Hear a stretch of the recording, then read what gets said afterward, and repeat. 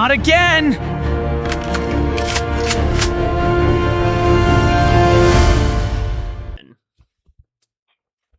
Howdy, everybody. Well, this time we're not going to be super delayed, but now we've got yet another ranking. Eventually, we'll probably do a non-ranking podcast, but this Sorry, time... called for.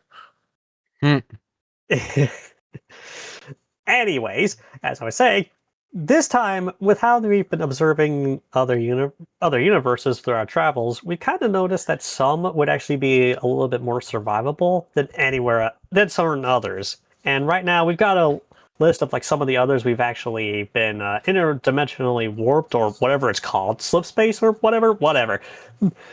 But basically, we're looking at which ones would probably be survivable if you find yourselves in there. In a way, it's like, oh, you get isekai'd into these. How screwed are you? Or is it completely safe? Now, this is also going into the assumption you might be facing some of the stuff like the main characters face. And because like if you look at it through like the lens of just being on, say, like Earth, it might not be that different at the end of the day. But that's not going to be for a lot of stuff. So we do got to keep that in mind. And this time I've got Fire, Archangel, Luca, and Terran. And Luca is one of the reasons we had to do this, because apparently we thought he was sick, but he was somewhere else. Yeah. Yeah, don't ask how we found that out. Yeah, we'll just keep it at that. Anyways, but yeah, guys. I need to do a quick BRB. Wait, what? What now? He had to go AFK. The anomaly got him. Okay. He still got. Yeah. So that's that's why it's kind of phased out there. Yeah, the anomaly got him. Anyways. I am refusing to ask. Yeah. But okay, that makes me wonder where the heck he went to. Anyways, I guess we should just start, and hopefully he'll come back. Yeah, hopefully. Anyways, I'll start with the first one, that being magical star sign. This is actually kind of unique because this is completely even on if you're going to be safe or outright screwed, because it depends on which planet you end up landing on. We don't know exactly much about where you start in the game with the Kovamaka Academy, so we can't really say anything about that. But the main 5 planets you can end up on, there's, like, assuming Cassia is not frozen, which is the water planet, it's basically if you got sent to a tropical beach kind of world. So unless like you really can't swim or anything, it's actually quite peaceful and would be kind of nice to be in. It'd basically be like you just get some like a lot of R&R, as long as you aren't exactly ignoring the monsters that might try to come after you. Nibble. Then and also Paffoon, as long as you watch your step as well as the whole monsters that might be about, is actually also pretty nice. And they even have the security as long as Master Kale hasn't corrupted it like the games have. But then there's also others where you probably aren't going to survive, like Rosin, where literally it's just so hot that without any sort of like protective coolant, not just your ship, but you will melt, basically. It is so freaking hot. It might as well be standing on the sun. And then there's Erd, where if you're at a different time with it, then like a lot of the inhabitants were turned into freaking fuel for the robot denizens, which not only is horrifying, but definitely shows just how bad things can get. And then there's Gret, which is basically he phased back in. Oh, thank God. Anyways, I'm not going to ask what exactly you encountered when you got. Anyways, I was talking about magical star sign currently. Gren is a tropical planet where the settlements are actually pretty safe, but the jungles, well, you know how like in anime jungles can be pretty dangerous. Basically that. So it's kind of completely 50-50 depending on where you end up. I must also mention with like how desolate Earth is, you might have trouble finding some water. So yeah, But you definitely would need to know some skills depending on where, but you may be completely safe. With how 50-50 it is, it would be pretty tough to rank. So I'd say probably, like, I'd probably put it in the survivable if you know what you're doing. Also, Fire, you wrote these as survival, not survivable. You forgot the B. You forgot a B and an E in both. So before that L, you want a B. Yeah. But yeah, we got to mention with the tiers because of Luca phasing out for a little bit. And then you want an E after the L. There you go. Yeah, but yeah, like they're safe where you pretty much don't have to worry. Survivable where it's like it's probably going to suck, but you're not going to die for sure. Survivable if you know what you're doing, which means you have to know some skills and really have to pay attention, but you could definitely do it. Possible but rough means it's likely you may be screwed on it, but it is possible to live on them at a different time where it's like there are definitely some like past or future portions that would definitely be better than what is normally current during the games that these settings take place in. And then You Are Dead, where it's exactly what you said. You are just straight up screwed. You're just straight up dead. Yeah. Magical Star Sign is the perfect 50-50 in all of these because it really depends where you end up. So that's why we start with it. Okay, and next up we have Pokemon, which is probably one of the most deceptively dangerous if we go off the Pokédex and some of the stuff that happens in it. Now, of course, like we all know how the games, like everything seems so happy and cheerful in many cases outside of certain instances, but when you look at the Pokédex, carefree. What? And carefree in some cases. Yeah, but when you look at there are some instances within the Pokemon universe that actually are pretty dark, such as like Lavender Town or some of the ghosts, or there's even like some terrorism going on. Stuff you'd expect on Earth, but still pretty messed up. But also the Pokédex, some of the entries showcase just how terrifying the Pokemon world can be under the cutesy surface.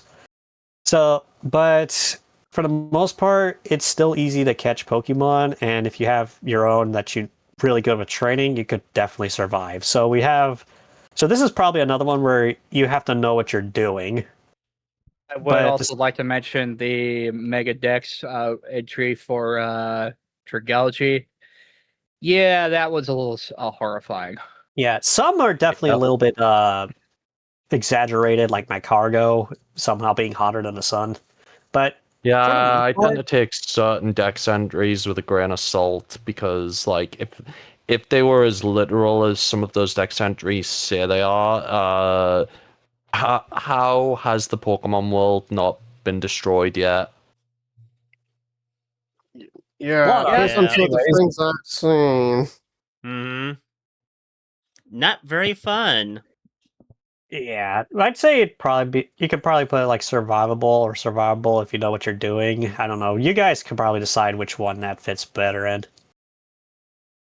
I think it might be survivable, providing if you're in the cities or in civilized land. But if you're like a Pokemon trainer, this is where you probably would have to know what you're doing.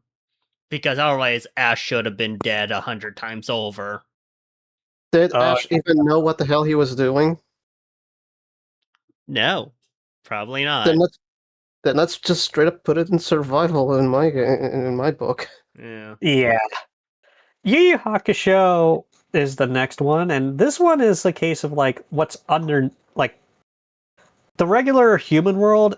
Well, it's basically Earth, but this covers more like the spirit world and the demon realm and all that, and that's where this can get a little weird because the average person, though they will go to the spirit world when they inevitably die, and there's definitely layers to it. Most people aren't going to have to go through what Yusuke did, but if you do, like if you get the spirit detective thing, there's some messed up stuff you have to deal with that, because like with some demons sneaking into the human realm and causing some problems, like even in one of the first cases, literally the souls of children are being siphoned out through an artifact by one demon's artifact, and Yusuke had to stop him before, well, the guy decided to use the souls as potato chips. Quite literally, I might add. Then I'll take this potato chip and eat it. Like, what are you doing in here? Wait, wrong franchise. It's but yeah, it's definitely one that, because nobody's gonna really know what's going on with like the whole with the demons sneaking in and the spirit detectives have their work cut out for them. I don't, because it could just happen out of the blue. If you are a spirit detective, if you know what you're doing, you probably could survive it pretty well. Though there is a process that, but I would say it's this is actually a possible but rough one, because if you're an average citizen, oh boy. It might be a instance of ignorance is bliss. Yeah. Or death if you're stupid about it. Yeah. Okay, Yeah. it had a little bit of a glitch, but it fixed itself. All right, Nikke. Yeah, I've talked about this universe a bit, and I've also covered a lot of characters from it with our Halo Reach video, as well as we did an entire podcast over the Smash Bros. Cast, becoming commanders in this universe. But this one is probably one that, like, we don't know how it was like before the Raptors, although we know it was a lot better. But man, this is not a fun universe to be in, especially with like how it's very post-apocalyptic and humanity is nearly extinct and stuck in just one or a handful of places, depending on which way you look at it. If you count Eden and the Lost Kingdom, even though they don't really have humanity there. But the entire surface of the world is very hostile, and a lot of the villains are are powerful, and we have to rely on the Nikke soldiers, which they also have their own flaws, even though it's like how could we put it? Like, it's basically like having your own cyborg soldiers, but even then, there's a drawback to that with the idea of corruption, where they could just turn on you because their raptures infected them with a code that lets them take control. So that could actually be a pretty dangerous thing. This is one that, if we're going to be generous as possible, but rough. And if you're in the Ark, it's definitely survivable outside of certain instances, but that's very rough. But like, if you're stuck on the surface, you're probably dead. So yeah, if you're on the surface, you're dead. Like, there's no sugarcoating that one. Yeah. Pretty much. Hey, wait a minute. Where's Archangel? Where'd he go? I'm here. I just, had to go get something real quick. Yeah, we pretty much just went over there to the cafeteria section. I had to get a snack, Yeah. Fair enough. Wish you brought a few for us. Anyways, you didn't ask. True, you didn't ask. You could have mentioned you were going over there. Anyways, where was I? Yeah, Warcraft. Again, you never asked where I was going. Focus on this. Anyways, Warcraft. This is one that, like, even though in the World of Warcraft and the Warcraft games, there's definitely like your player character would definitely be really powerful and whatnot. For most people, I'm just gonna be honest, you'll probably be stuck in like some of the towns, but even then, there's a lot of stuff going on that's really bad. And even just the World of Warcraft itself is based around two warring factions. So there's always that constant threat, and considering that raids are a thing in capital cities, that could mean that you could still get killed at any moment. And being in the military, like, yeah, your player characters are the champions and whatnot, but that's the thing. You're kind of an anomaly, all things considered, being like an elite soldier and whatnot. For the average soldier, their life unless they're like in a really cozy spot somewhere, like being a city guard, which, well, I wouldn't call that cozy, but by comparison, or like just doing like patrolling Elwyn Forest with a whole bunch of them, you'd probably be fine then. But for the most part, if you're having to go out to war, you're probably dead. Like, this is not a pleasant place to be a soldier in, all things considered. It's a really fun. I mean, hey, the game's pretty fun, at least up until recently. Yeah, but actually being in it would really suck. And I wouldn't even say at a different time really matters, because it's just constantly something is going on. So yeah, I'd say with this, I'd say this is the first you are dead. It gets even worse At least- though. Since this is a medieval society, it's very likely that you would die from dysentery.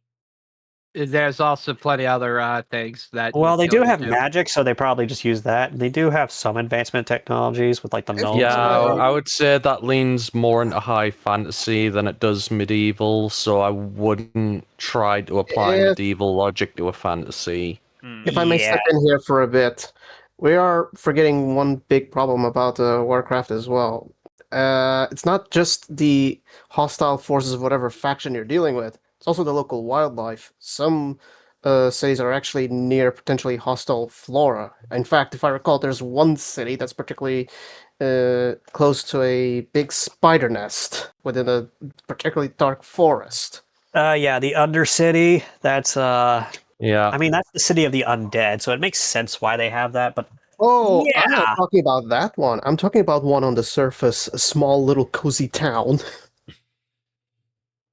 Yeah, Yeah, sounds like a there's place a I lot would of smaller bring a towns flamethrower that, to. there's a lot of smaller towns, but like there's also like even being walled off from the rest of the world, like Gilneas, they basically had to deal with the Worgen curse, and then eventually the dead forces of the Forsaken finally breaking in and causing havoc. So it's like you may think you're safe, you're never safe. Yeah. Nope. When is anybody ever safe? I'm gonna say this. Yeah, but you know what What we is mean. this safe, and can I eat it? Very funny. Very funny. Okay. Now for the next one, Art, get your butt over here, and you can at least hold off with the potato chips for a little bit. Oh, I wasn't eating potato chips. I was eating Ritz crackers with peanut butter. Close enough. Anyways. Okay, Sailor Moon. Sailor Moon definitely is one that's a little interesting because when you think about it, humans are pretty powerless because we're not celestial beings. But Yeah. so like with them, they can handle the stuff. Us, whatever happens, we just kind of get. We're either watching the magical girls kicking the villains' butts, or we're running away from the villains. Or they're doing something unspeakable to us. Yep. Yeah. Yeah. We that all sounded watched better in that my head, I particular swear. episode. Yeah. Yeah. No, I will say, hey Jupiter, if they ditch you for being tall, there's us. Mhm. Do we also need to say the same for Saturn too? Yeah. That's going to get into a depressing topic, but Yeah. honestly, Sailor Moon is one that looks safe on the surface, but it's kind of deceptively dangerous when you get into the grand scheme of things. So there's a lot of world-ending threats that can just happen. Yeah. And we can do absolutely nothing. We have to rely on the Sailor Guardians a lot. And Yep. even then, like, they've almost faltered several times. So it's a very, very risky endeavor. And we just kind of have to be stuck along for the ride. In some cases, like with the third season with Pharaoh 90, you're kind of stuck, so to say. So yeah, I'd say this one is a possible but rough. It's not going to be a pleasant time. Yeah. Yeah, One Piece. This is probably one of the longest running anime of all time, if not the Didn't it longest. also got a live action, if I recall correctly? Yep. Yeah, and that live action is Oh, dear. actually surprisingly fine. I was mean, just about to say a decent. lot of people have actually praised that live action, which is a surprise given like previous live action adaptations of anime. Yeah. pretty much I'm the- not going to say which was because I'm going to get crucified if I do. Well, that's beside the point. I think honestly, like, this is another one that I feel like is a survivable if you know what you're doing, because of the fact, like, there's a lot of factors. Like, if you don't eat a devil fruit, you can still swim. The devil fruits, they give you powers, but you don't know what they're going to be. Some are actually incredible, like Aokiji's ice fruit. If you had that, you don't really have to worry about drowning because you just freeze the ocean. And there are some that absolutely suck, like that one jacket fruit. That's like how bad is it? And then there's some that they look powerful because the character uses it, but in the average person, they're kind of bad. Like a Boa Hancock's. Like if any of us had it, well, it wouldn't really work too well. Mm-hmm. I can't remember that one. You're gonna have to remind me on that It's one. the love fruit where it literally, if they fall for them, they turn to stone. Okay. No, that there is a one. theory Okay, that one. that Oh, there's a theory that fruit increases your natural attractiveness as well. you wonder what I like to call that fruit? The Medusa fruit. That does make sense. I mean, they are called the Gorgon scissors. There's a lot of stuff for that. I mean, it makes sense.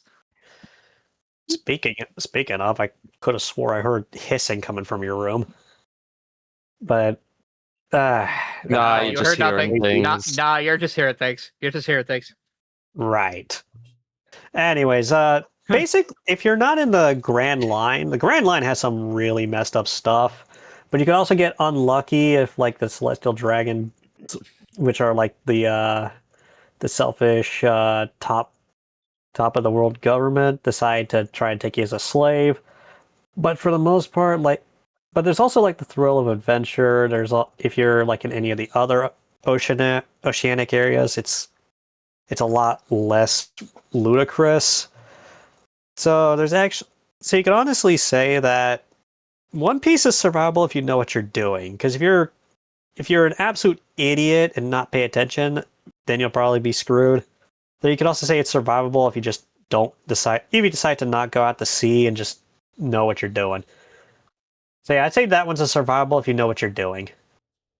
Yeah. Mm-hmm. Yeah. And Star Fox. This is well, aside from the fact that this might be like the competent furry versions of us. Right, Fire? Yeah. I still need to work with that AI and apply the burn lotion again.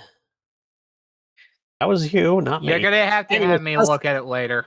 I am not Star getting any Fox- more burn lotion for you. Yeah. Star Fox, when we actually play the games, there's like a war. There's always like wars going on, and there's certain periods that like it's actually worse than other times. So there's the Lilac Wars, which is what Star Fox 64 War never takes changes. place, and then Yeah. there's what Star Fox Assault with the Aperoid invasion, which that's probably like the worst time to be in this one. The Aperoid there's, like, the invasion is Star Fox probably like the Adventures where- scariest. It is probably the scariest the series has ever gotten in terms of like horror because of specifically what the Aperoids do to you. Because they don't just kill you; they straight up assimilate you. Yeah, it's like they're massively parasitic, and it's that not even. reminds me And of a if you're a certain robot, something. you're not safe either. In fact, it's easier for them to do it to machines. Yep. Reminds me of a certain something I fought. With what you've had to deal with, I'm not surprised. Yeah, and I've dealt with worse. I've dealt with worse. But yeah, the constant wars, the bioterrorism that has happened in certain areas. Basically, this is not a very safe universe. I mean, Nope. though there are like programs in place for like the Yeah. military to help you out if like the planet gets attacked, like they're taking the shelters and whatnot. That's from what I understand. If you have are we good? Yes. Yeah, I don't know what just happened Okay. there. Anyways, Yeah. it's Yeah. like Neither do someone was I. tinkering with little recording. Anyways, as I was saying, As I was saying, well, go on, you first. yeah, Star Fox is not very safe. There are points where like it's safer than others, but then they're kind of like really, really scary. So I feel like with this, you could argue that this is the first or at a different time because it really depends on when. Yeah. Yeah, because Lilac Wars and the Aperoid invasion, it's gonna absolutely suck. But if it's like say during adventures, it's probably fine. Yeah, 'Cause that's during where, like, it's adventures is one fine because it's one planet, and the only time it would become a galactic threat is if the villain at the end, for anyone that might not have played the game and doesn't want spoilers, actually got free, is all I'm gonna say. Sir, excuse me. Yeah. All right. Yeah, it's Star Fox Adventures would be probably like the time, but or even before the Lilac Wars, but during Lilac Wars, during the Asteroid Assault, yeah, definitely not. Anyways, Toho. I'm a little rusty on this. I have not delved into this in several years, but I know just enough to get the general gist that I think this is a You Are Dead because of the kind of crazy shit that just happens. I think this Under- might be a situation of it comes down to luck, because I recall that depending on how you got there, you're either just kind of go, oh, okay, like one of the characters just either leads you out of the area, or if you actually want to stay, they just take you to the village. Yeah, but but in many of the games, a lot of the other characters are just causing incidents. That's literally what they're called, and those can be pretty deadly for the most part. And other times it's just mischievousness. But even some of the characters like the fairies, they could still be very dangerous, even if they're thinking it's just a harmless prank. Because again, some of the stuff that happens into Toho games is absolutely ludicrous. Like, it's kind of ridiculous just how dangerous it can get. I mean, it's a bullet hell. What do you expect? But still. So yeah, I think this one is like with the whole it's just barely impossible but rough. But I would honestly put it as You Are Dead, because chances are, the moment one incident happens, you're going to be a casualty. Mm. Though it is possible for humans to be able to learn the fighting style, maybe even the fly, to even be able to fly to combat this stuff, but I don't know the exact way that this works personally, so I can't really comment on that. So I'd still probably Shrine Maiden in red will just punch first and ask questions later. Or a witch with a master spark. Yep. We did talk about how those two would handle the Covenant, though, and yeah, Pretty much glass cannon. yeah, that's pretty much what you're gonna be in this, because there's not really much in the way of barriers and whatnot. So yeah, I'd say this is possible but rough, if we're being generous. But otherwise, I'm honestly gonna say You Are Dead. Dealer's choice. What did you guys say? Yeah, I agree with the You Are Dead. Definitely agree with this. Yeah. Yeah, it's probably You Are Dead. Neptunia! This is actually kind of funny, because if you're just like the average person from Earth, you're probably going to be considered like Albert Einstein. Because let's be honest, some of the characters in this game are not exactly bright. Yeah, ironically, a fair amount are. Yeah, so it's how some people are so easily fooled. Yeah. But it also, this is a universe that surprisingly gives itself a lot of checks and balances to even its most overpowered characters, so that, in theory, if you knew exactly what you're doing, you would have a chance. Though you'd still have to rely on the CPUs for some of the more stronger threats. But when it comes to being an average adventurer, while it can be rough, it's not the worst. And if you stay in the cities, those are for the most part kind of peaceful. Yeah, pretty much from what I understand from my own explorations.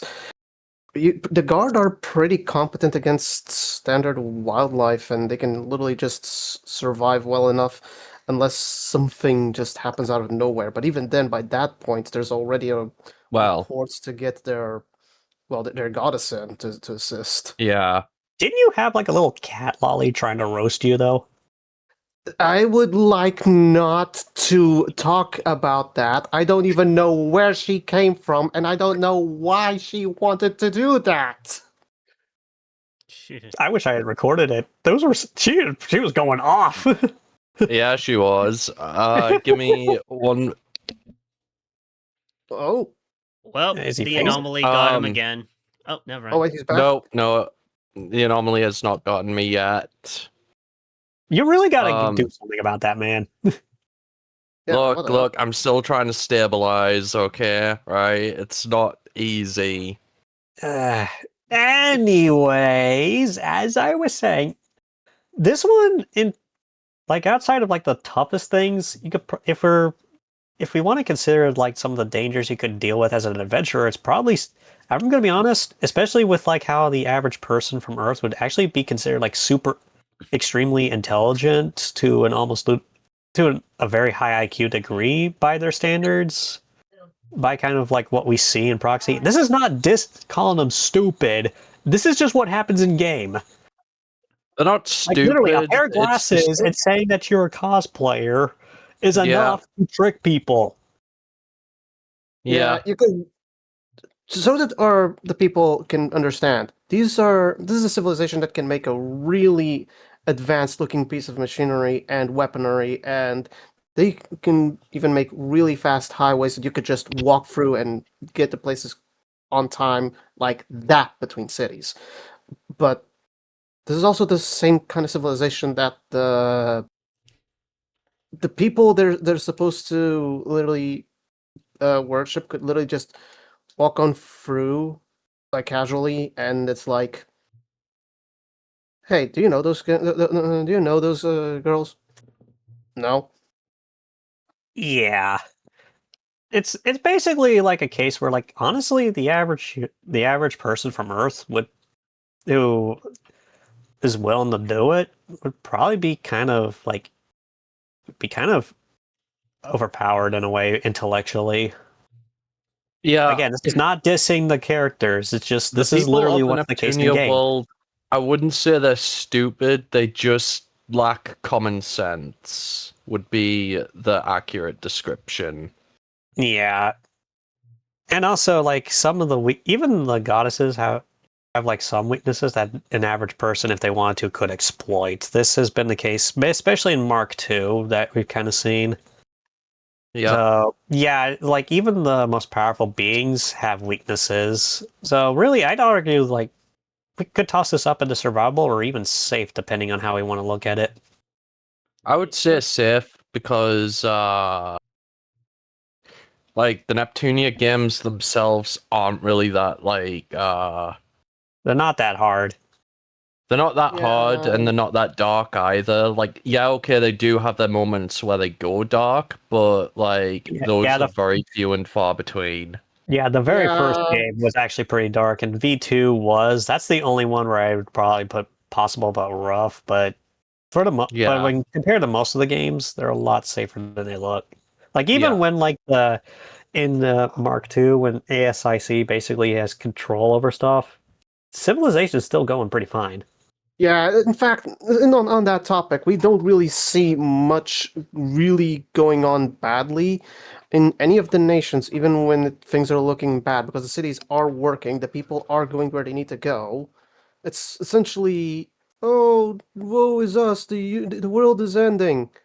So are we up for a barbecue tomorrow? Kind of dealio. It's not Yeah, exactly. It, it's easily stuck between survival and safe because yeah, you it's quite literally will not be in the front lines for any of this. yeah. So, but anyways, we're going a little too much, and I feel like we're going to be getting some angry Neptunia fans at us. Anyways, Uma Musume.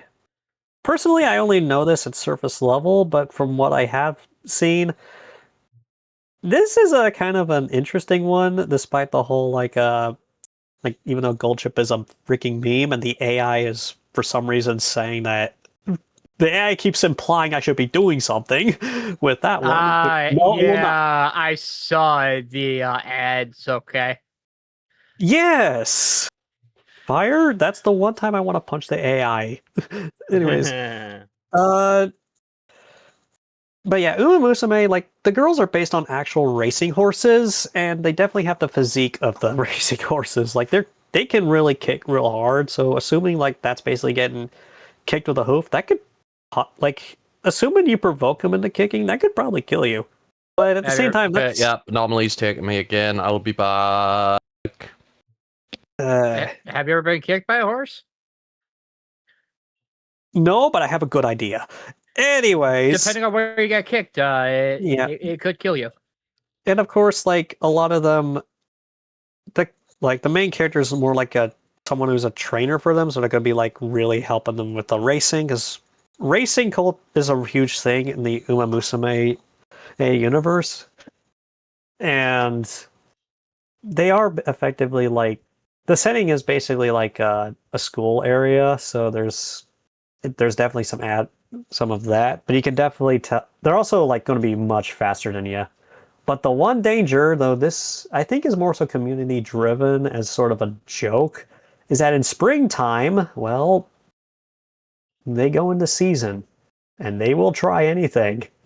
Yeah, I think that's community driven. Yeah. Yeah, it's probably it's probably a community joke, but I could see like something going on when like they would be going into like season and whatnot, because they do still have like the whole ribbons on the tails that indicate stuff, and they still have the pink one, which implies you already know. You could already guess. Yep, we already know. I'll just Now, say like- I would not experiment at all to find out. I would not. Oh, I'm definitely not going to, no matter what the ship's AI thinks I should. Oh, but it would be funny. I'm dumb enough to try it. Oh, we know that. Anyways, Uma Musume, though, for the most part, like you kind of really have to try to get the girls to kick you in the face. So I'd honestly argue this is another safe one at the end of the day. Yeah, this one is definitely a safe one. Like, holy freaking crap! Yeah, it might be one of the safest ones we have on here, honestly. You'd have to be stupid to screw this one up. Hello, I'm Yeah. stupid. I was about to say That was Fire over. Warrior would probably end up That was doing something quick. stupid.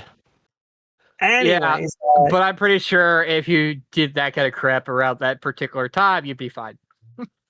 yeah. Yu-Gi-Oh! Now, of course, there's several different iterations, but we're just going to kind of assume in general. This one is actually where, like, it's not so much your overall strength, but it's more so, like, how skillful you are with the cards that you have. Because a lot of disputes are handled through card games. Now, the lore definitely changes depending on the iteration, though if we go by the first three, although 5D is more so theoretical in this sense. Is that what A lot of them were 5D based off of old Egyptian games, which ultimately stopped. So, when the pharaoh locked it up. I will say 5Ds you do, I think, at one point have to have a motorcycle license, because Oh yeah, card games on motorcycles. who'd have thought of that? Come on! Yeah. Well, I If will only we admit, could sell it was a disputes like that in real life. Come on. It would be Well, to funny. be fair, as stupid of a concept as it was, they actually did make it work.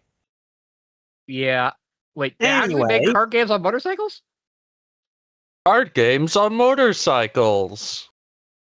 No, I'm talking in actuality. I never see. When did we I'm not pass talk- by that? It's only in the 5Ds universe, sorry, because otherwise it'd be you draw 5 pieces of Exodia and then you crash into the wall. Anyways, Tactical Oh crashing. my god.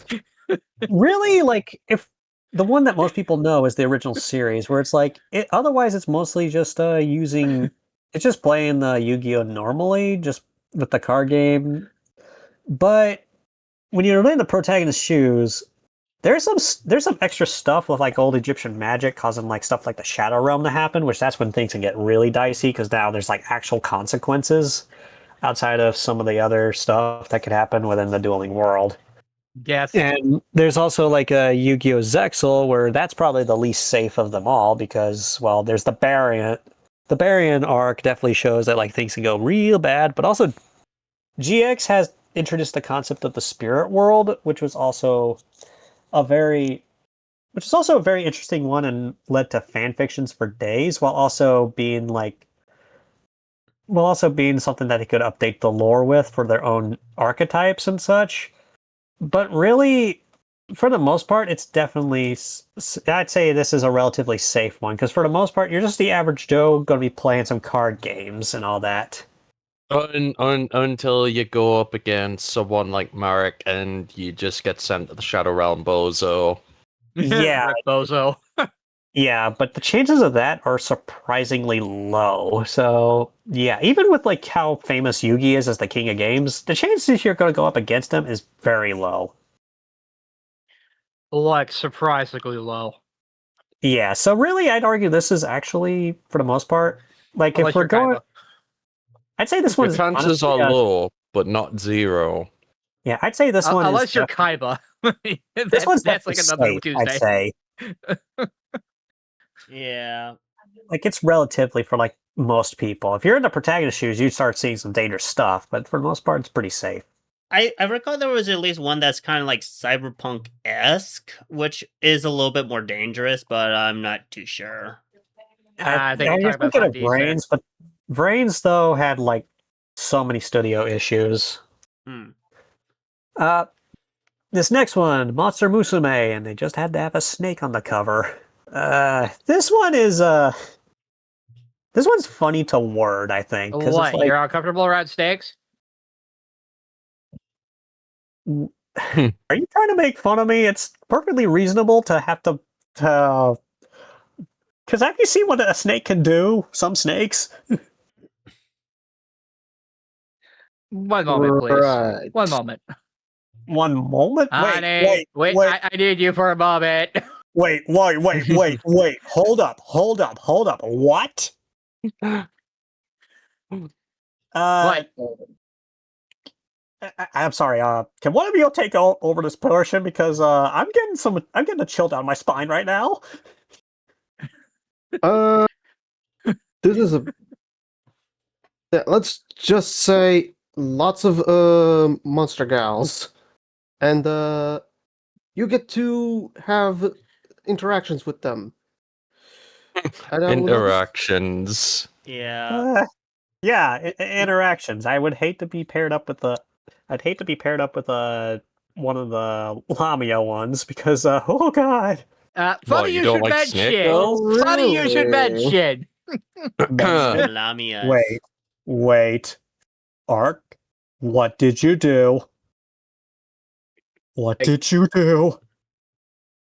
Remember how I said I was married? You married a freaking snake? You got a problem with that? To be fair, Lamias do give best hugs. Yeah, when they crush they your do. bones and all that. I would know. I had to literally kill several of them that were terrorizing villages and turned people to freaking stone. That would be Gorgon's completely different. Yeah, completely different. Completely And also different. they're misunderstood. Oh god. Wait. Then what you said earlier, Ark, that means Uh-huh. Mm-hmm. you brought a Mhm. fucking snake in the The missus is currently in my room, so don't even bother going in there. Unless you want to be pale as a ghost. What? Don't worry, she'd more Wait a minute. I think your room just opened. Oh no. AI, what did you do? Oh god. Okay, I'm sorry. I'm not. Okay, no. Oh god. Sorry. And You there guys he carry goes. on without me. Carry on. And there he goes. And there he goes. There he goes. Yeah. Sorry, the missus is a little too powerful at times. We need to fix that Yeah. AI. Yeah. Yeah, I say let's just let her be, and hey, who knows? This match may be good for him, so he, gets over the whole snake thing. Mm-hmm. Yeah, if it gets a little too bad, I'll intervene, but Sometime Yeah. next week, maybe. maybe. I would imagine. I would imagine, considering your personal experience with Lamias, that you also have a good chance to rate this. Considering that you're pretty much alive, I would guess it's survivable. Yeah, the only one I would really be worried about is the frickin' centaurs. Yeah. But with Uma Musume, it teaches us anything. You just have to worry about the kicking. Yeah, just don't be stupid. It for the most part, it is safe. Just don't be stupid. Yeah. Looking at you, Fire. I know what Fire would be doing the moment he sees one of them. I'm more of a Neko guy, or a Lamia guy, or a Kitsune. Kitsunes. Yeah, remind me to keep the misses away from you. As well as the third wife. Yeah, I married a more than one, so shut up. Oh my god. Sorry. During the travels, you find plenty. Okay. Alright. Sure. Okay. Understandable. Next up is Star Wars. Oh boy. Funny enough, the T-shaped visor on my helmet is inspired by the Mandalorians. Yeah, didn't know that, did you? No, I can see it. It has that unique flair. It's just I try to hide that detail until it's brought up. Well, considering this particular galaxy in which these various societies exist, is it even appropriate to call it? Oh, what am I asking? Of course, it is appropriate. They occasionally have wars over any little thing, either due to opposing regimes or entire political systems, or even just little ideologies on their own understanding of what was it called again? The Force? Yeah. The Now I funny will space say magic. the funny space wizards is what I like to call them.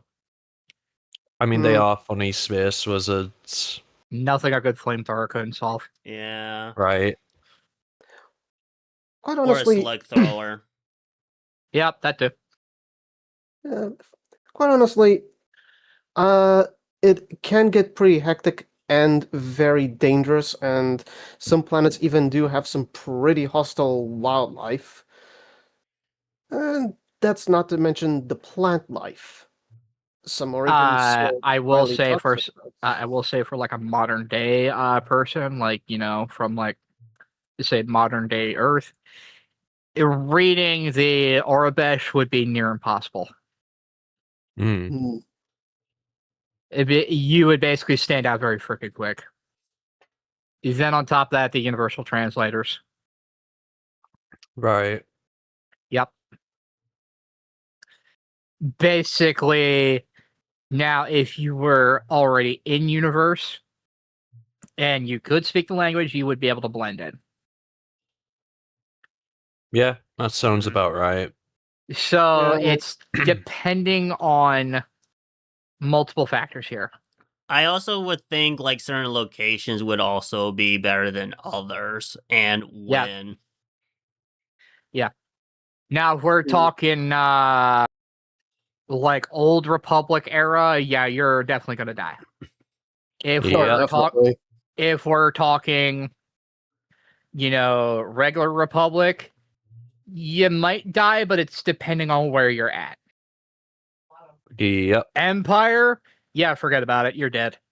Well, I'm not too sure with the Empire because they seem to hate mostly aliens. That's the thing. Yeah, but it also depends on where you're at and what you isekai as well. Yeah. Yeah, if you're isekai in the neutral rim, you're fucked. Yep. Now also, Also, if you end up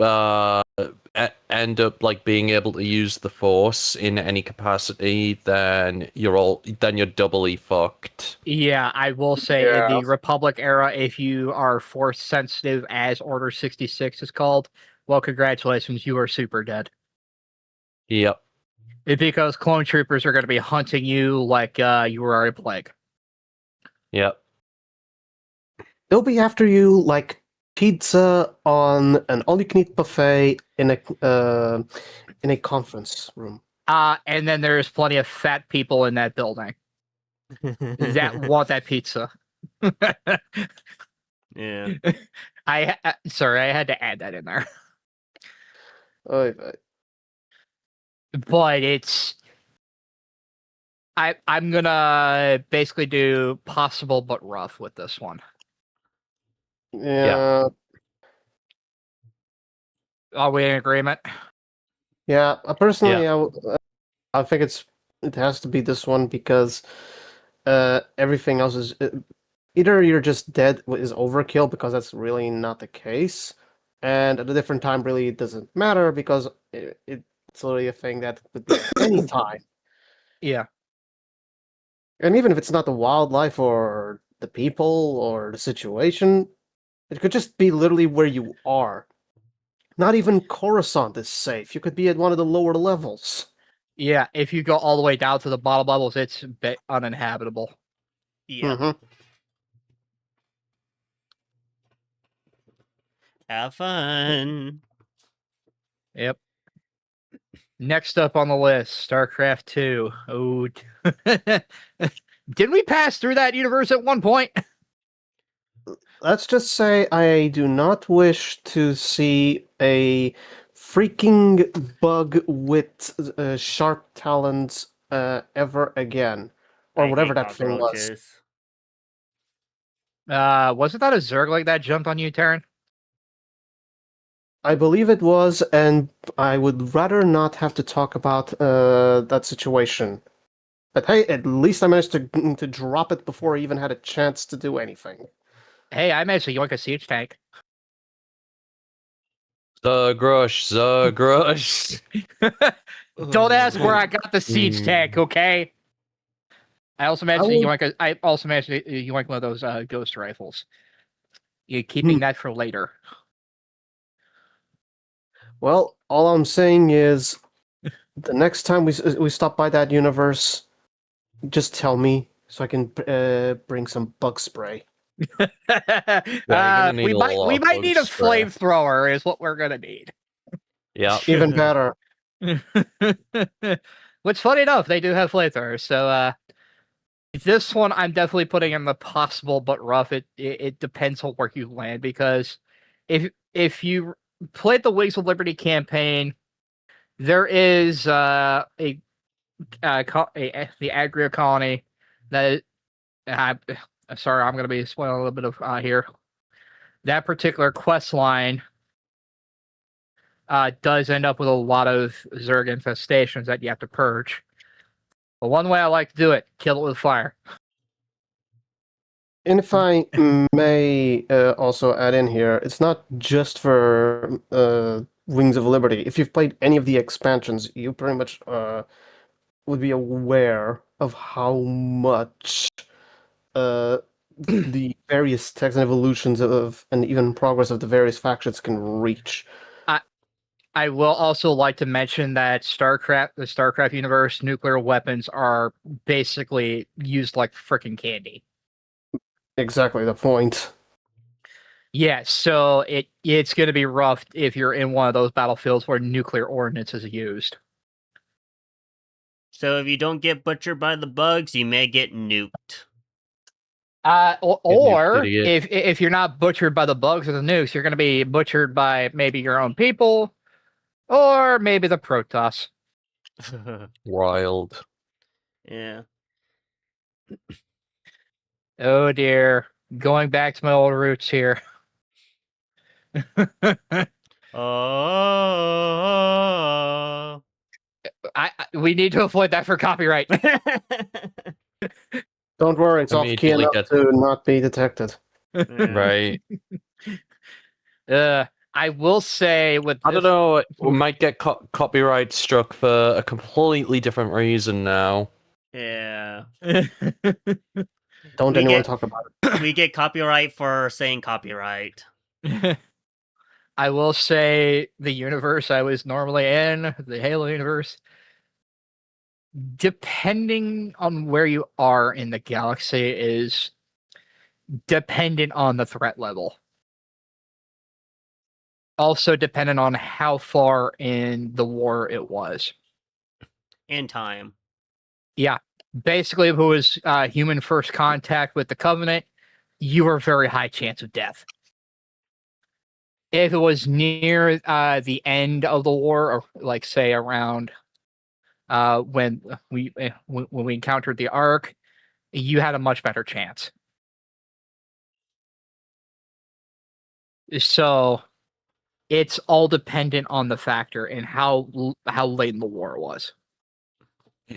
Yeah, and correct me if I'm wrong, like, once it gets, like, after the war, it just kind of turned into a little bit of a space pirate, because I recall there were some stories where you do have some level of piracy. Yeah, there's the quote unquote insurrectionists and the banished. Yeah.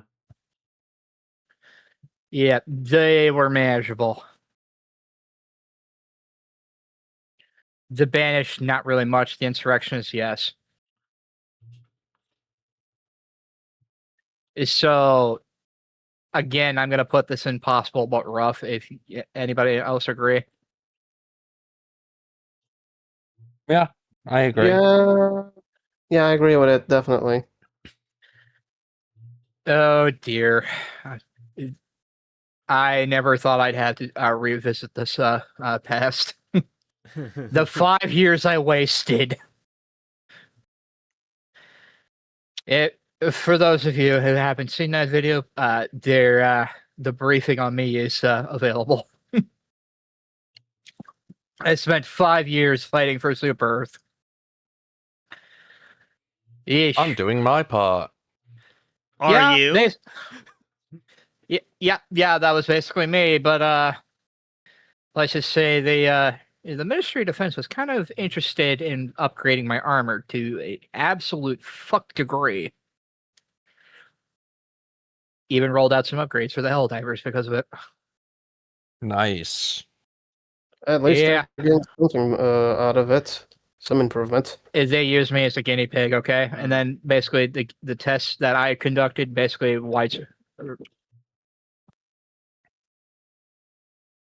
Right. But well, on your honest opinion, how would you judge all of this? wait, what? The Helldivers universe, based on what front you're on and how far the lines are at, the squids, you're definitely dead because you're going to be turned to a voteless very quick. I'm going to mention the squids here.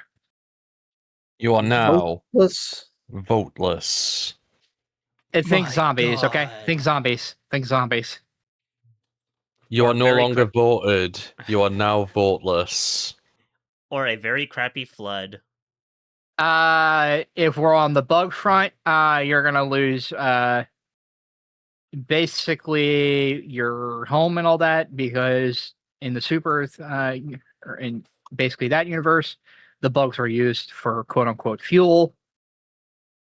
Yep. And funny how they called it E710. 710, flip that upside down. What do you get? Oil. Oil, yeah. Democracy. And then Oh. and then this is where it gets a little gruesome. On the bot front, you would be used to mix more cyborgs. Yep. Mm-hmm. Yeah, You will be turned into a communist robot. I fought on all 3 fronts. It was not pleasant. Not the slightest. I'm going to say right now, some of the terminology you given me here has already given me some cause for concern about Super Earth, but I'm not going to press any further into it. I was gonna say, don't question it, because they'll make you face the wall. Yeah, they. If we're talking about the truth of forces, they absolutely will make you face a wall, and then they'll put a bullet in the back of your skull. And they will also take away your toilet paper. You're only allowed Yep. 2 rolls. Yep. Oh wait, Yep. that's I shields. see.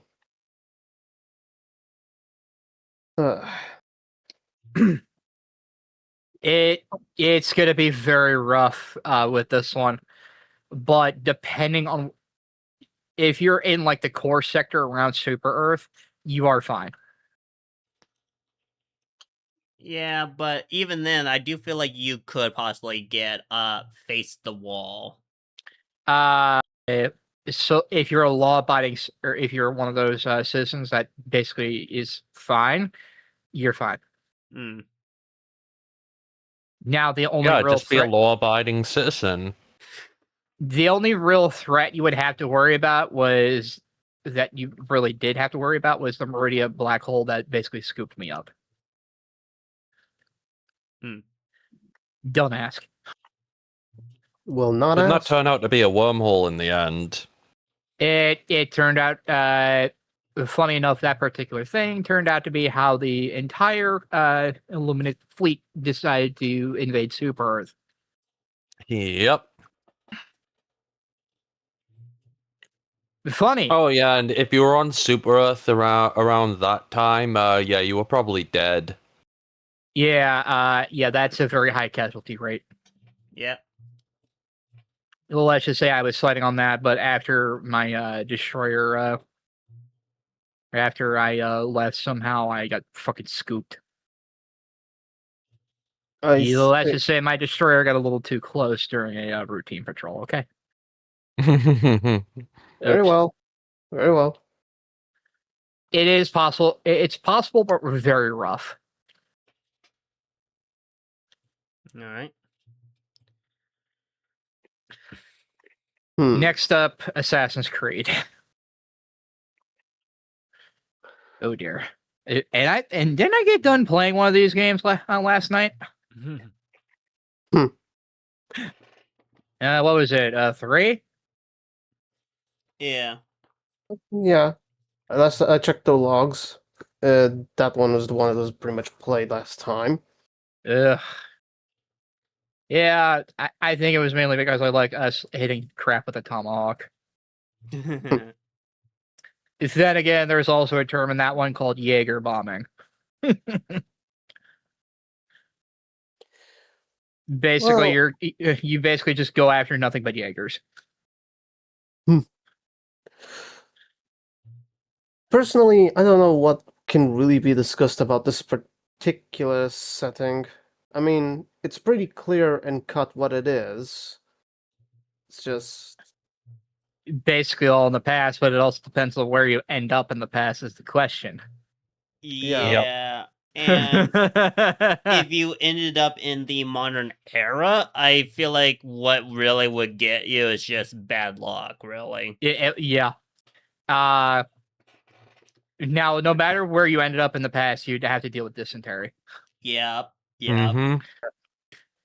so essentially, this is a world that very likely, let's be honest, it's just very similar to most of our viewers' own world. But here's the thing: it only has as a difference some slight changes in history. And even Yeah. then, it doesn't deviate too much. So, if anything, this is stuck between if it being safe or survivable. Yeah. I would say survival. Yeah. What would get you is honestly just pure bad luck. Yeah, that's it also depending on the time frame too. Yeah. Yep. Pretty much. Next up, Armored Core. Oh dear. And I just pulled one of those things out a couple weeks ago. Well then, do enlighten us since you have the experience, the most recent experience. I pulled one of those things out of a freaking scrapyard, okay? I didn't expect it to actually work. And yet, you managed to get it to work. It worked a little too well. Yeah, we're still trying to patch the hole in the ship, okay? I didn't expect this ship to not have a hangar, okay? Save me just in time when the AI was about to butcher me. Funny Yeah. that all this it seems to happen when I'm either nowhere near you guys or when I'm at the bar drinking something. Right? Well, I will say Depending on, again, time frame. If it's four answer or basically 6, which the particular model I got was a 4 answer era. Yes, it does have the prime armor. I'm not activating that thing on the ship. We'd all die. I looked into that crap, okay? Well, I'm not going to debate on that front. If I activate that armor on the ship, we're all gonna die. Yeah. Hence why I'm not going to argue with it. Yeah, it's do you want to die of very acute radiation exposure? Uh, if I wanted to do that, I would just get on the nearest airlock and jettison myself out towards the nearest star. Yeah, that yeah, but that's basically it with the primal armor. It's that, but it's more concentrated to the point where it becomes like a freaking shielding system. It take the mantis that sits next to it that I managed to yoink. But it's not plasma shielding, it's kind of a radiation type shielding. It still blocks projectiles, but only to a certain extent. And after that, it's pretty much either straight up collapse or just unable to keep up. It has it after a certain amount of volley, it goes down, but it does recharge. At least that. Not too dissimilar to your armor. Yeah. Surprisingly, these mechs are very customizable. What can you tell us about how survivable is the world where these things hail from? It's basically Earth from what I've looked into from this one's database. But the particular model that I got, the Earth was so freaking contaminated by the primal armor contamination that basically people were fleeing into space.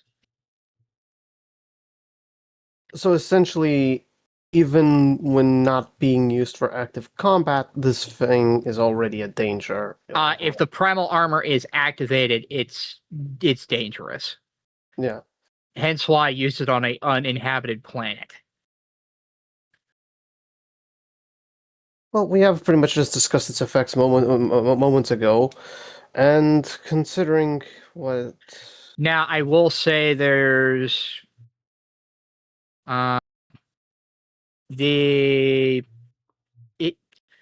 Keep in mind there are humans in these games. It's just they're more sync in. They're using these machines as kind of like they're wearing special suits that allow them to be insulated from these effects. They just can't be exposed to it for long. That's the problem. Basically, if they're in the middle of a freaking battlefield when that's exposed to this, they have maybe about 3 hours if they have to eject. So, depending if you're a pilot, if you have to punch out with the little escape pod, you have maybe 3 hours. It's even worse if you're an MT pilot because you're just gonna get freaking smoked. So essentially, its survivability is just particularly low. It's depending on what you end up in when you isekai, though. If you end up in an armor core, it's depending on what you're fighting. Also, if you're a merc or if you're corporate. Yep. If we were to consider from a pure civilian standpoint, yeah, if we're going based off the data I pulled, civilians are most likely either A, on flying spaceships not even near these battlefields, or B, they're just freaking targets. So it's most likely a you are dead scenario if you're a civilian. This one, you're better off as an actual militant. That's my honest take here. In that case, what are we thinking? I'm honestly just looking straight at. I'm stuck between possible but rough and the you are dead. I'm kind of leaning on possible but rough or survivable if you know what you're doing. Possible but rough, but at a different time, just because pre-armored core, I imagine it was a little bit nicer before the funny radiation. It was, from what I was reading on the database of the different models, before the primal armor was a lot better. Yeah. The introduction of primal armor changed shit. Yeah, Oh. and it also added a lot of contamination when these things went up. Then we will put perhaps survival but rough, mostly because of the fact that there are people able of surviving more frequently than anything else. I would imagine. Yeah, it's just the older models that don't have primal armor, they're in short supply. Okay, The newer ones that don't have the primal armor, yeah, they're basically glass. Okay, in that case, it's just you are dead then. Yeah. So move to you are dead. Yeah. Pretty much. The ones with the primal armor are the ones that, you kind of want. But again, this is just my hot take on the armored core. Fair. The primal armor actually added some shielding. Added a buffer. Now we're on to Fallout. My memory on Fallout is a little bit rusty, but I think it really depends on geography for Fallout. Didn't you also get murked by a Mirelurk Queen?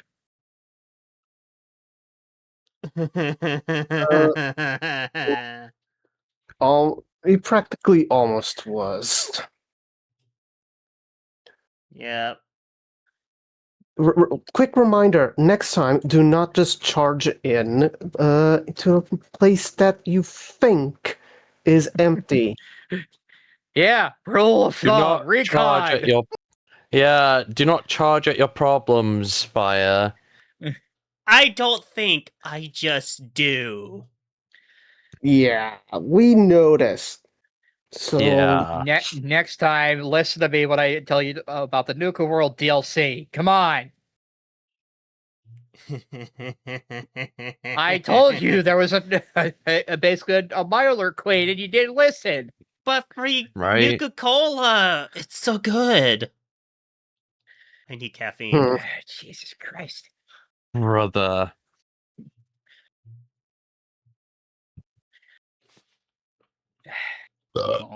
Excuse me.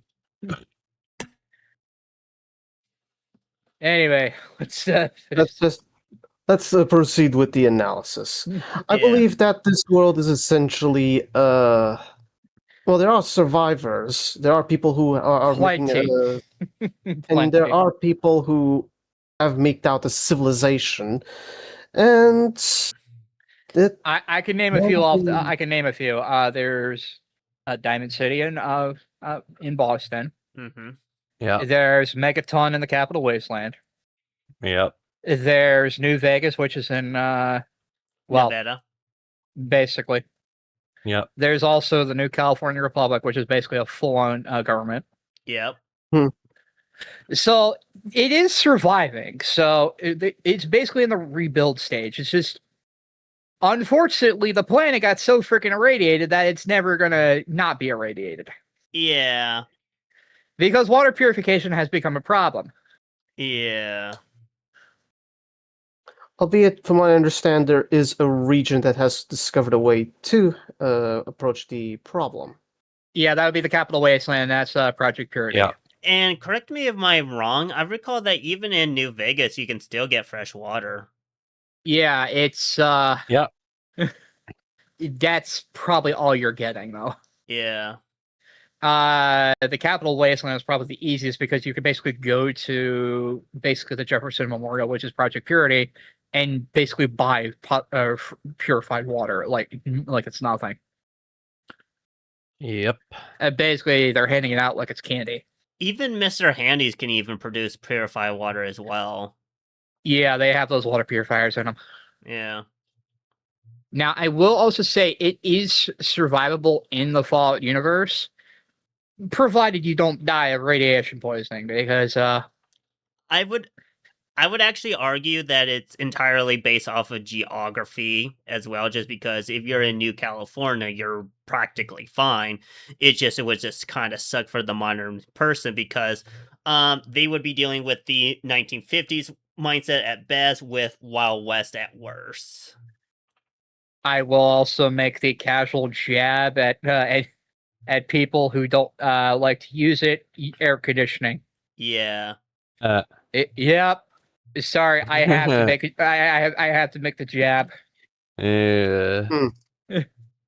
Air conditioning is going to be a problem. So, Oh well. for those of can you who are manage. used to air conditioning, congratulations. You're not going to have it in the Fallout universe. Yep. One shall make do. Agony. Adapt, improvise, overcome. Yeah. Improvise, adapt, overcome. And have a really nice fan. Well, how about we throw this on the survival if you know what you're doing? Yeah. Yeah. Yes? Sure. No? Sure. I mean, most of Yeah. the radiation should technically be away, and there are ways of purifying water. If Yeah, there's plenty of anything, ways. if anything, just being in Fallout would just suck. Yeah. Yeah. Next up is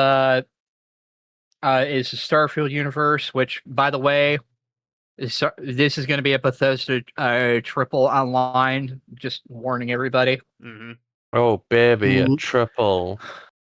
Oh. So Uh, now, funny thing, the Starfield universe technically is survivable. The only thing I see would be a potential problem: Spacers, Ecliptic, Varun Zealots. And being a colonist. And the possibility of getting spaced. Those are the only problems I see. Yep. Those are the only problems I see. But otherwise, it's actually quite survivable. Yeah. Hmm. And don't forget about the wildlife as well. Yeah, the wildlife. If you're basically like, just passing through a system and you don't know about the wildlife on a planet, you don't even bother with it. Yeah. Basically, you pay it no mind, it pays you no mind. Mm-hmm. yeah. Yeah. Understood. So Reasonable survivable. enough. It is survivable. It's borderline safe, to be honest with you. The only thing you would really have to worry about are what I mentioned. Yeah. Then there's also that's pretty much it. Skyrim is going to be a problem here. Yeah. Let's just say you were dead. Yeah. You won't get murdered by a dragon or a draugr or a bandit. No, you just die. Or a Daedric Prince. You just die from dysentery. Yeah. Again, it has magic. I think you can get around dysentery with magic, so I think you'd be fine. But I think the you wildlife can't here is use also constant particularly. magic on a dragon or a freaking draugr or even a Daedric Prince. They'll just bounce it off. Yeah. Yeah, Yeah, that'll and just bounce off them, and then yeah, you're just straight up dead. And that's just if you run the chance of running into them. Consider this: Yeah. you're more likely to run into wildlife, and the wildlife in such a Not nice. territory Not is nice. Yeah. Yeah, let's just yeah, I say could just this, be walking along the road, and a giant could just like come from nowhere and just whack me, and that's it. I'm in the stratosphere. Yeah, part of the Skyrim space program. Yeah. And that's just what's on the surface. Let's not forget what's underground. A lot of people would be horribly terrified just on being in a cave. And having to Uh, deal with Falmer. Yeah, let's not talk about those. I'm still getting a Ugh. little bit of creeps from the one time I went to the underground. Ugh. My shotgun was my best friend. Good thing I have some flames. I'm sorry, did you install a shotgun mod between the time I played and the time you played? Shotguns are really nice. Okay, you're gonna have to hand me that mod file when we're done here. Will do. But continuing on, next up is Mobile Suit Gundam. Now, this one is going to be depending on universe because there's Yeah, plenty. universe and what time you end up in there. Yeah, if we're talking Universal Century, there's plenty of, well, you're fucked eras. Yeah. Before 1 Year War, well, you run the risk of getting a colony dropped on you if you're on Earth. Mm-hmm. Yeah, I'm gonna mention this. Yep. If we're talking during 1 Year War, if you're piloting any mobile suit for any side, you run the risk of getting, well, basically destroyed and killed. Yep. Yeah. If we're talking after 1 Year War, yeah, you still run something of that risk. Yep. But then if we go into, what is it, like double 81 to, what is it, 87, which is around double or Zeta and double Zeta, you run the risk of G3 gas, which is basically poison gas. Yippee. I have to mention this. No, I get it. Yeah, we get it. We get it. Mm-hmm. Yeah, basically chemical weapons were used in a Mobile Suit Gundam, and it doesn't get much better in any of the other universes. We love war crimes in this. I mean, what? If you go into the Cosmic Era, which is Seed and Seed Destiny, well, you could just get freaking microwaved. If you're wondering what I mean by that, the Cyclops system at the Joshua, Alaska base. An entire base got turned into a giant freaking microwave. Yeah, I think that pretty much is self-explanatory, really. Yeah, it's very self-explanatory. It's very self-explanatory. If the episode kind of explains what happens with that thing. And then there's also Genesis as well, which is basically the Cyclops system, but amplified and concentrated into a death beam. Yeah, it gets worse the more you look into it. But what about all the quality of life in Mobile Suit? I don't like freaking death lasers, man. Sure, I like the laser pew-pews, but not when they're the size of a freaking moon. Yeah, Oh. you're just Oh, that asking reminds for me. trouble if you're on That the also business reminds end me. of that. In the Universal Century where the 1 Year War happens, you also have to take into fact there was also colony lasers. Yep. I'm sorry, it gets very silly with the super weapons. Yeah. Yeah, it's if people wonder why Gundam has no chill. And then they kind of look at it, and then they also look at Warhammer and be like, wow, you two really have no chill. Did somebody hurt you? Oh, that would be a funny idea. Warhammer versus Gundam. You do Yeah. realize, I think the giant mech would win. Yeah. Yeah, pretty sure the Gundam would definitely A Pretty much space the- cathedral can't stand up to a beam saber. yeah, A lot of like depending on what you watch, most of like the mobile suits are in space anyway, because they're not actually suited for the ground. Funny enough, a lot of mobile suits are multi-environment suited.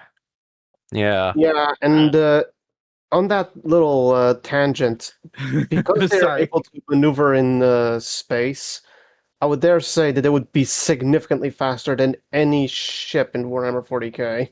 Yeah. Yeah. Yeah. Basically, Warhammer would stand no chance against a mobile suit platoon. Yep. Hide this video from the fandom. Anyways, Sorry, Warhammer fans. You'd get wrecked by a Gundam. Yeah, there's actually a lot more to consider in Warhammer in that regard because when you start You've looking also at got the lore, warp. yep. yeah, Yeah. I know Warhammer has the giant titans that can delete an entire direction, but good luck trying to deploy them when your entire ship goes down with them on it. You've also got Eh. space magic. Yeah. Yeah, I I'm would. just saying. Where would we put this from a I would civvy say at a or different time because it's depending on where you end up. Yeah. Yeah, like I said at the start of this, it would depend entirely on what in what time you like ended up there. Mhm. Yeah, and this is probably where you would hear the last of me because the rest is where I gotta have no real takes Yeah. unless it comes down to Warhammer. Yeah. The next one is the SCP Foundation. That one, I would say it would be a very dependent though, and the reason why is because if you end up in the timeline where you're in the day the sun broke or daybreak or whatever, you're very likely screwed. But if you're just in generic SCP, you're either fine, but it kind of depends on where. And the reason why I Well, think that is mostly because the SCP would probably just consider you as an anomaly. if I may step into this, the thing everyone's forgetting about SCP is that essentially it's regular world plus. Because the fact is that the entire universe is essentially a mirror to our viewers' own reality, but it's pretty much also laden with all sorts of anomalies within them. And even then, it just depends entirely on what kind of anomaly that they run into. If we consider the uh, Broken Sun timeline, they essentially have no real means of survival except staying in the dark. And even then, that will be a problem because those things would be looking for you. And those things, they're going to mess with your mind horribly because they're essentially melted people.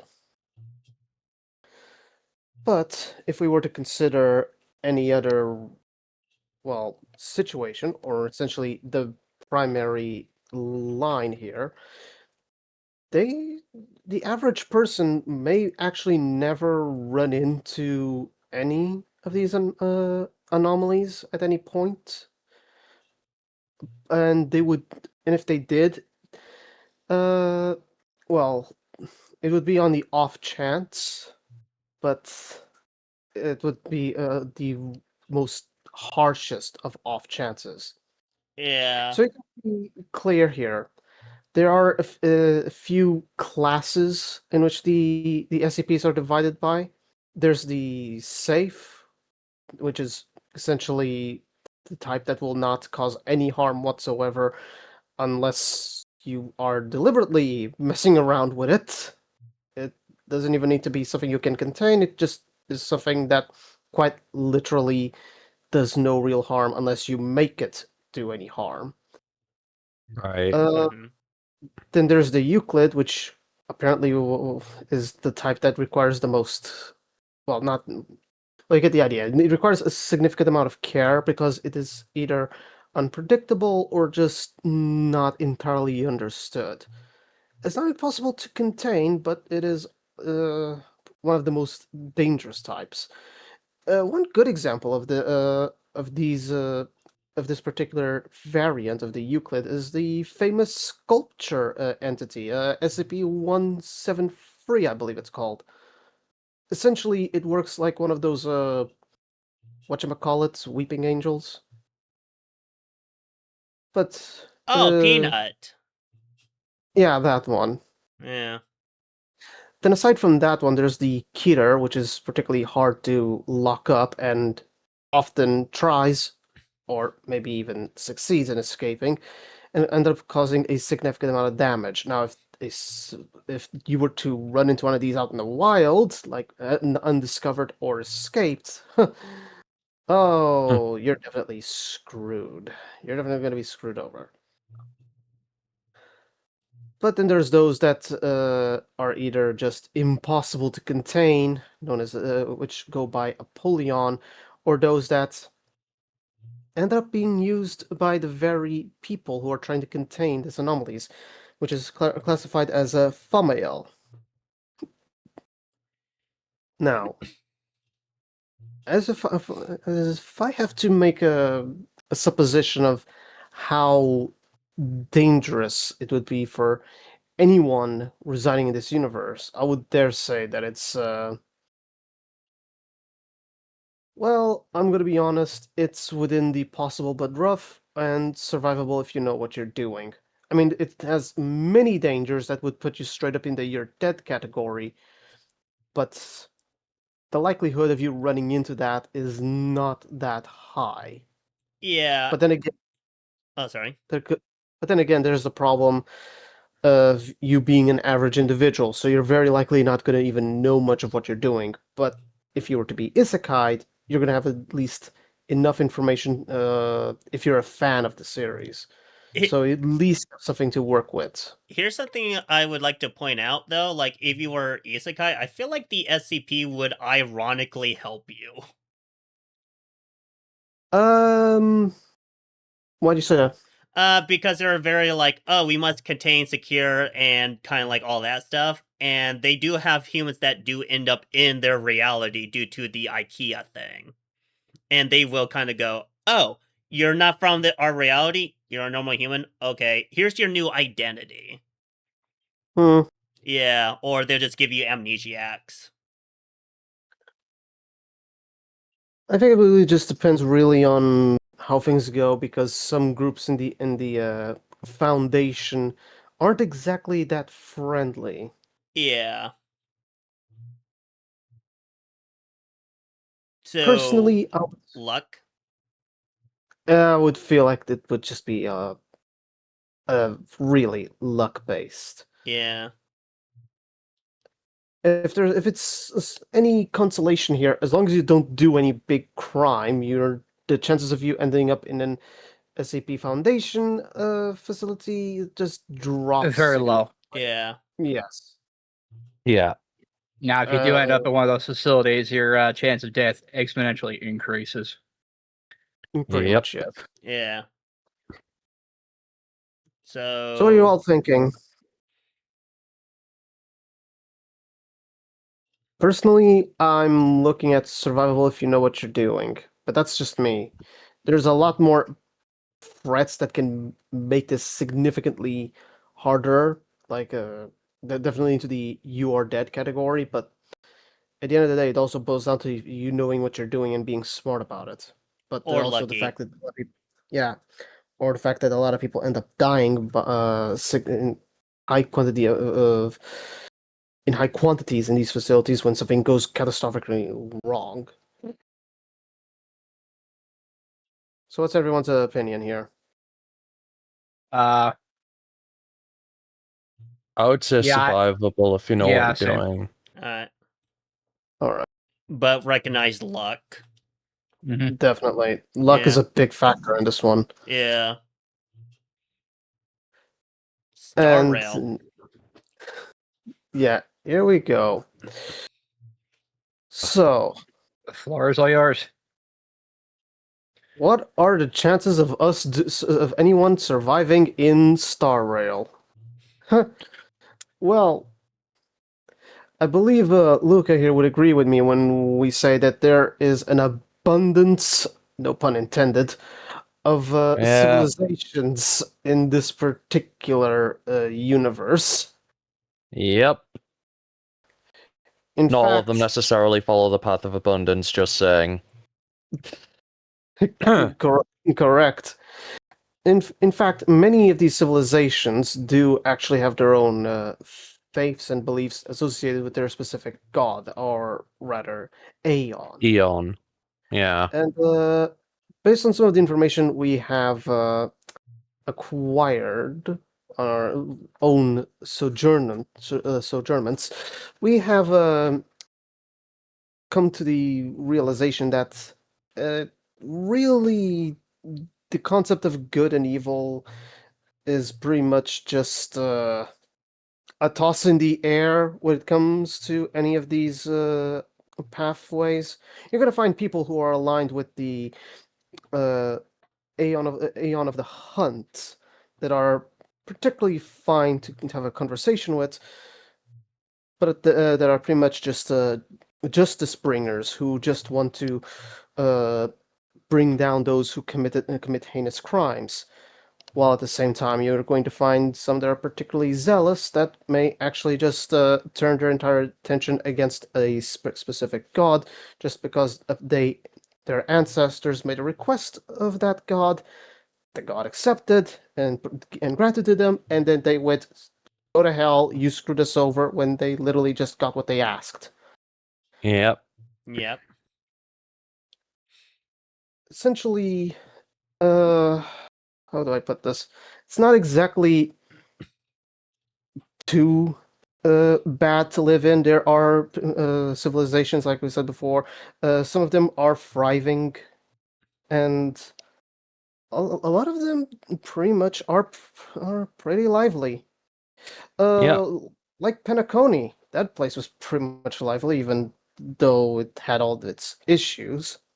And Yeah. things pretty much got themselves sorted out. After those issues got sorted out, well, you get to see why it's known as the planet of festivities.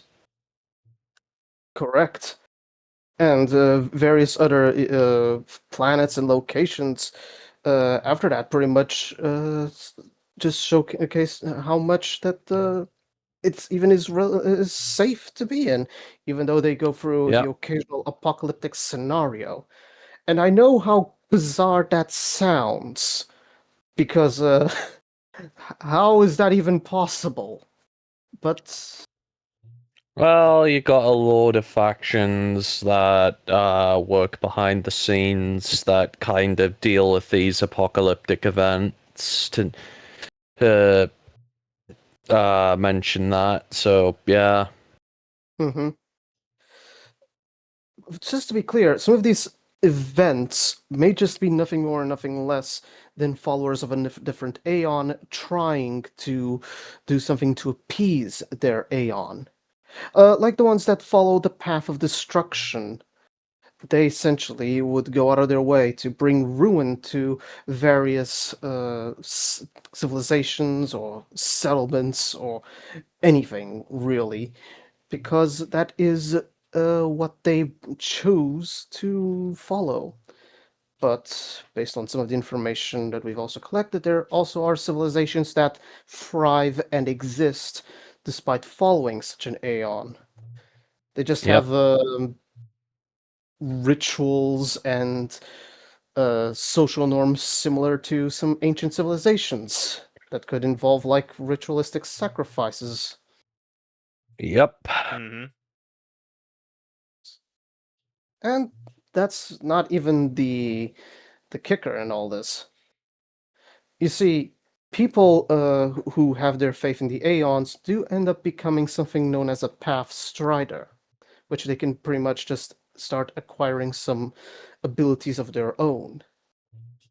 Or, if they are doing something that makes them perfectly aligned with a specific Aeon, they become an Emanator, someone who acquires fragments of power belonging to that Aeon.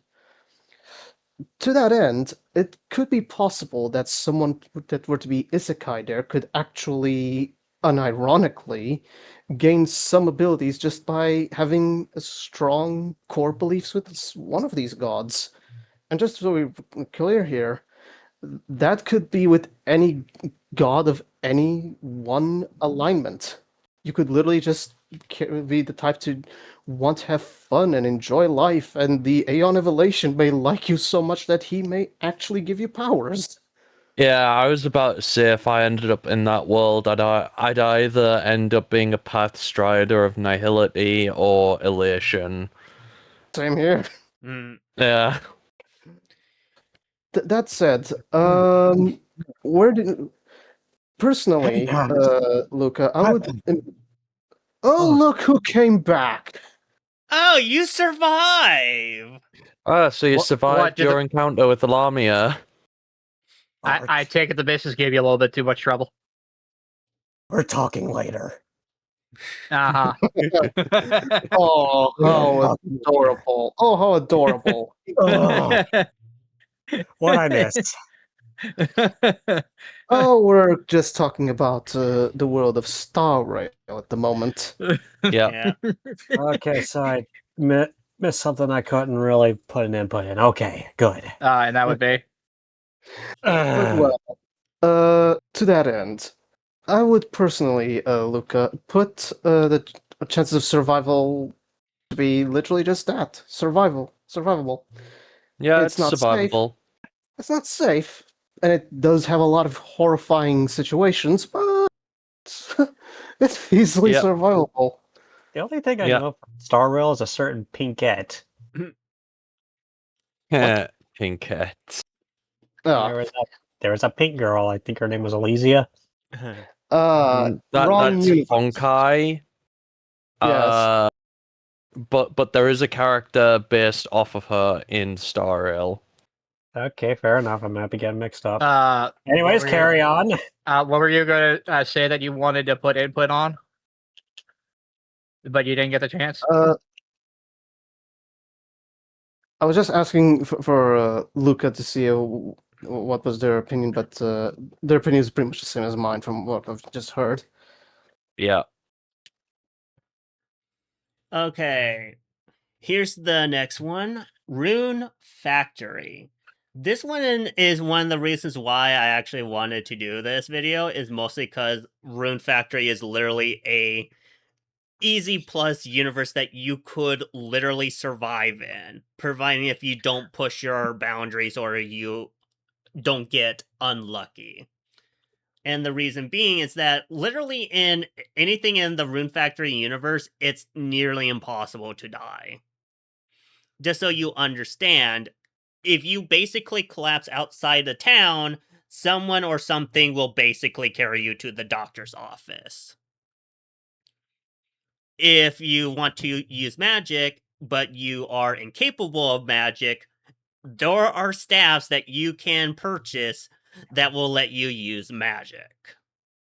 Including the bonk staff. Yep. It's it's very easy. And even if you're kind of like not at your best, like a normal like civilian, normal human were to end up there, you would actually be safe just because a lot of like towns and communities are very hospitable. Like they literally help amnesiacs. So what you're saying is this universe is basically idiot proof. Yep, pretty much. Well, considering how on Earth some people still don't know that Chick-fil-A uses peanut oil, even though it's plastered everywhere, I don't think just regular idiot proofing is enough. So there may still be some breed of super idiot that'll still screw everything up. But yeah. Yeah. Your point is definitely still going to be made. Yeah. Hey, don't hate on Chick-fil-A. It's delicious. Funny thing. I mean, talking like people literally don't know that they use peanut oil, but it's everywhere. And how can you miss it? Funny thing. Gotta admit though, the Chick-fil-A nuggies are delicious though. I wouldn't know. The only way that you could possibly die in Rune Factory is if you ended up in the Forest of Beginning somehow. And there's no one to go get you. That is literally the only way you can die in Rune Factory. So basically, this is as safe as it gets, unless you are the breed of super idiot. Yeah, heck, even the weapons, like, fun fact, like, in the lore, the weapons actually have, like, a special enchantment, so when you're fighting monsters, they do not die. No, the sword actually transferred them over to the forest of beginning. So basically, like, okay, back in your cage. Yeah, pretty much. Back in the cage you go. Hit with the bug stick. It's literally Get off my property. it's So the all- only real way anyone can die here is if someone were to just shoot themselves one of these exact same guns and end up along with the monsters. and then even then, you just fall under unconscious, and then either a random civilian finds you and it takes you to the doctor, or a dragon that's up in the sky spots you, picks you up, and then take you to the doctor. I'm sorry, a dragon? Yep. Wow. Yeah. Well then, I am at a loss for words. Yeah. Yeah, that's a very friendly reptile, I'm gonna say. Yeah. And the dragons are also very friendly. Well, at least it kind of depends on the iteration. Like, I definitely know that the ones in, at least in Rune Factory 3 was kind of hostile, and even some more animalistic ones are hostile. But otherwise, in Rune Factory 4, Ventuswell, who is a dragon, but she used to be at least a humanoid, is actually very friendly and even down to earth. Yeah. I see. So what you're getting at is we're not at a disadvantage here. Nope. If anything, you might be at a advantage. Just the only thing that may basically screw you if you decide to be a farmer, just because you have the Earthmates, and basically they're able to use like the I think the spirits or something, forgot the name, and what it does is just re-energize you, so they can work 12 hours a day with no issue. But if someone like you or me were to do it, we would just collapse from exhaustion because we can't get the earth spirits in us. I see. Yeah.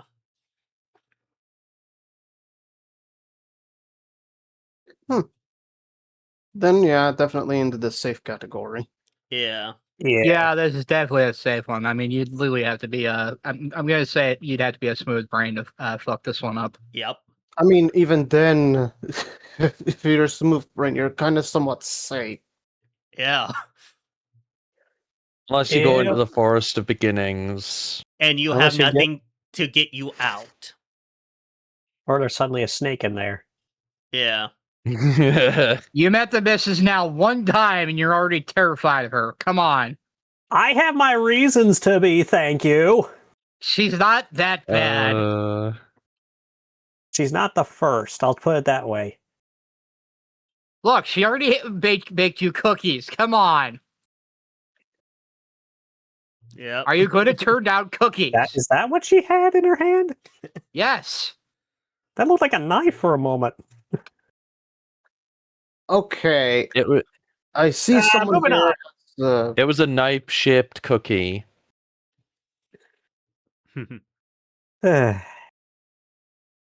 Next time you bring out, actually be in the room.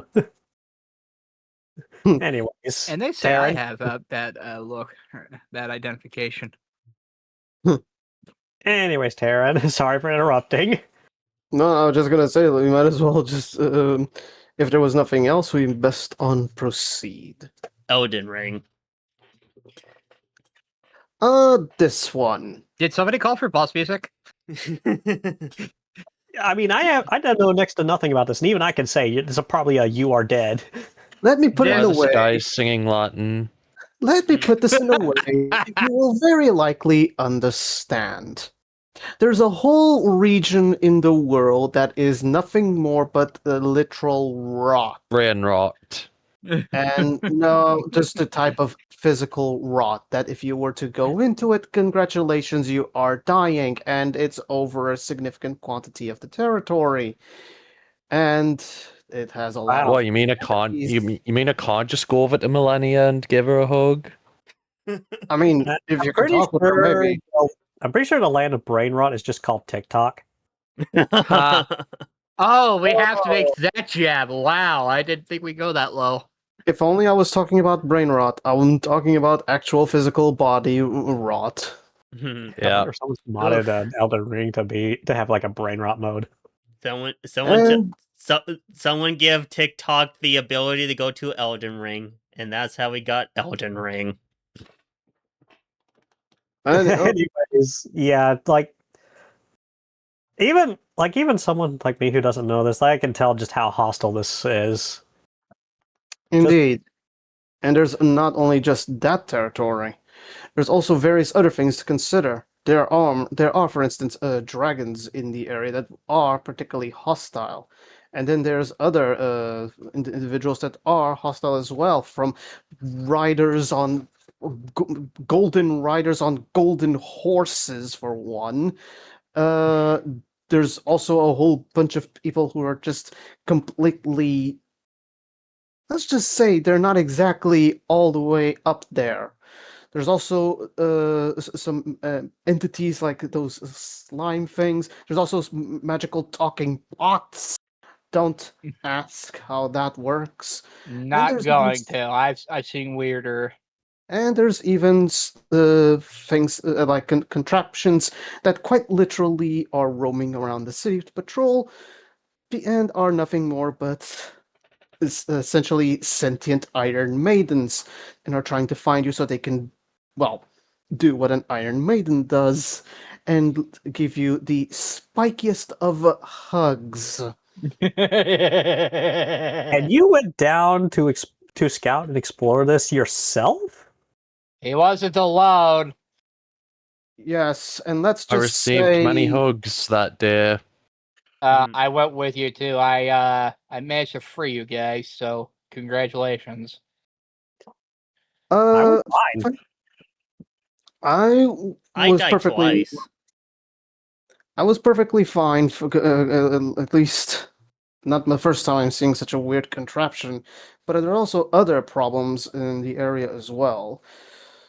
For instance, there's some freaks that quite literally will graft other body parts onto themselves, or even, well, you saw them, those weird hands walking around. Yep.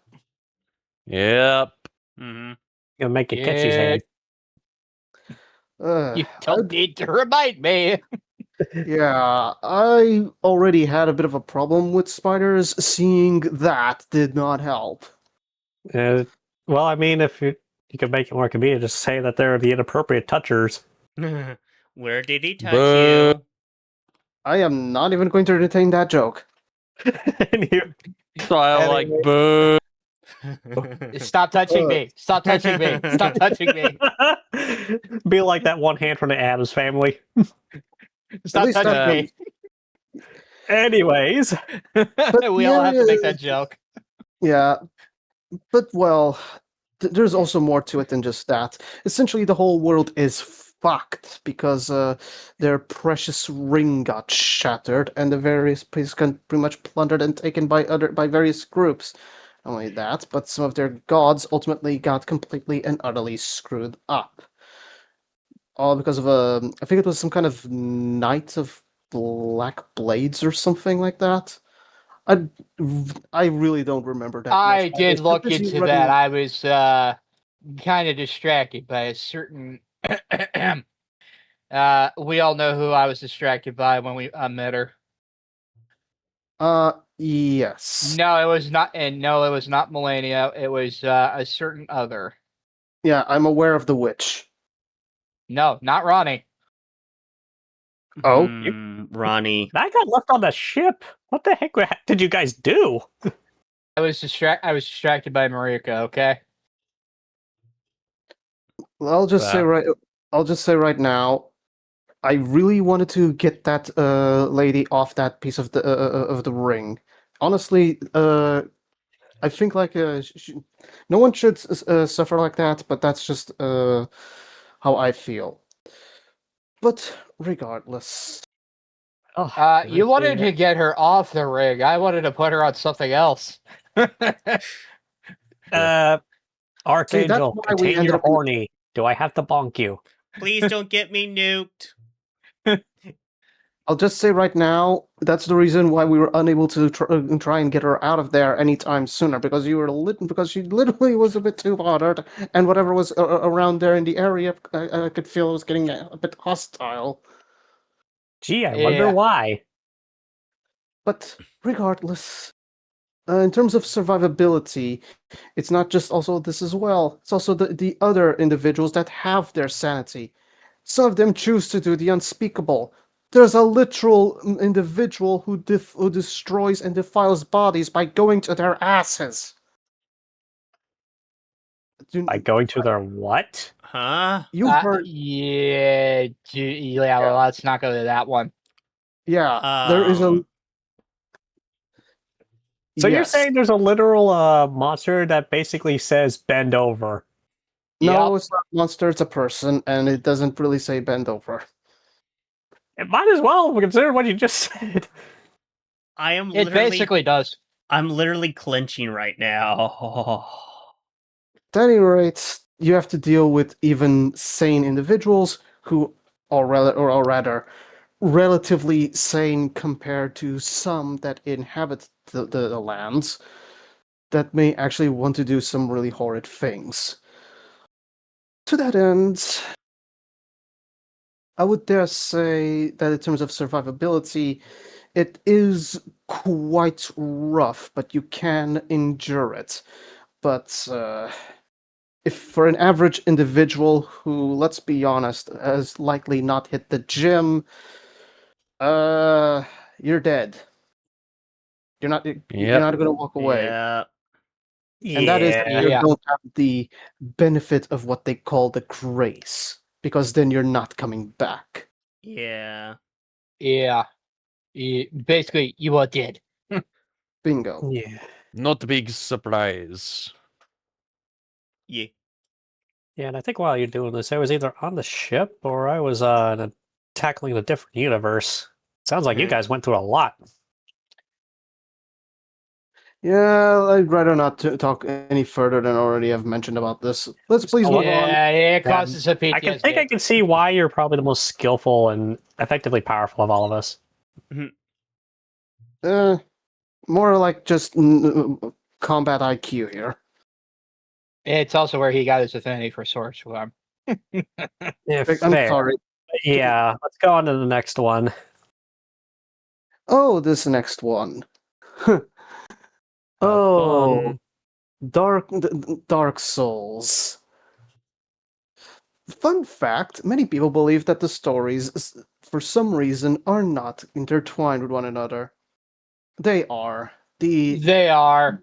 Yeah, the DLC, the final DLC for the third game proves it. Anyone that says that it isn't, I am sorry.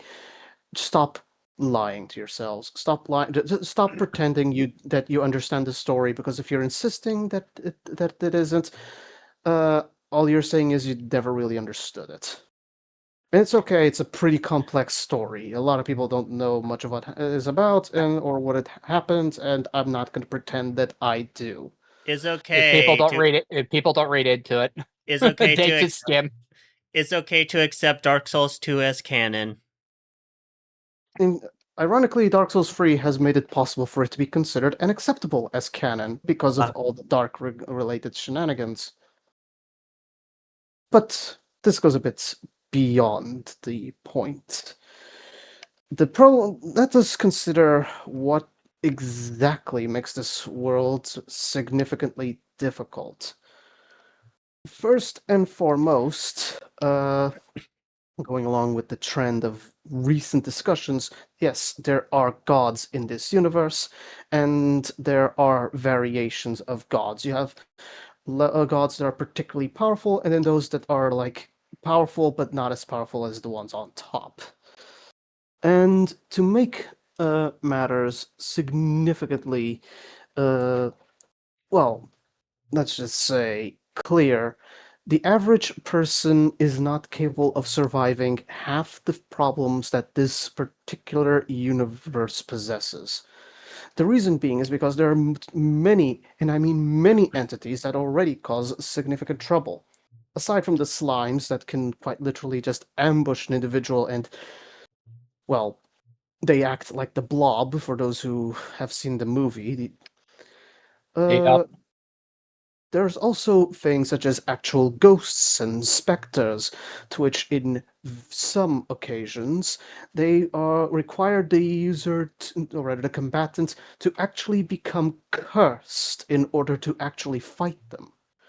You have to quite literally accept a curse of a specific variety or type to be able to even come close to harming them.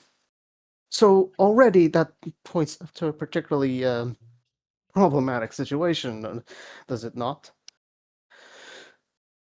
But that really isn't the only issue. Necromancy is also a thing, and there's also demons who pretty much are highly connected to nature, and all sorts of magical beings. There's giant crabs, if I'm being clear here. There's giant crabs and living trees in some locations. There's all sorts of threats, and that is if you're just talking about the wildlife. Let's not even begin by approaching the actual major threat of this entire universe, the undead, or rather, the hollows. For those who do not know, the hollows are those who essentially lost their humanity. When a human becomes afflicted with the curse of the undead, or rather the dark sign, they become unable to truly die, and any subsequent death that they receive inevitably will erode and decimate their own soul, or rather, their humanity. So, if you were to somehow be in this universe and be afflicted, congratulations, you're now immortal, but you're also on a time clock. And that is not the only issue. If you were to persist for a long time, you will inevitably go mad, and in the process, lose your own soul through that. Essentially, it's a you're screwed whatever happens type of scenario. So, is it essentially a humans are not going to endure type of world? Well, not exactly. In some universes, as luck would have it, uh, well, in the very first Dark Souls, there is an actual human who's been able to endure many hardships that an undead can endure without succumbing to any of the harmful situations, of course. This reveals that it is possible for normal humans to surpass and become particularly capable, but that's more of a dime a dozen situation. Yeah. It's So, gonna be rare for that case. mm-hmm. And Yep. there is, however, some silver lining. I think many people do not know this or have realized, but what stops an undead from becoming completely hollow is their own determination, their willpower. You could lose your humanity and become a hollow, but you may still have your determination and zeal and not lose much of yourself, and as a result be able to endure. And although the erosion will make you lose your memories, there are means of counteracting it through purging stones or the more potent purging monument, which seems to allow one's humanity to be restored more easily.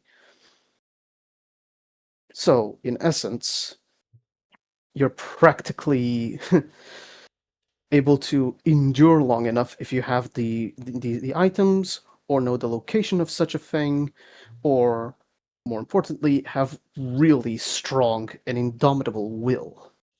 Which, again, is a bit of a dime a dozen. So, if you thought that was all there is, there's also the fact that magic is real. You need to which there are exactly 4 types. The one which souls are the font for magic, the other which is literal connection with nature, or more specifically, pyromancy. And then there's those that are essentially gifts and powers of the gods themselves, essentially divine magic.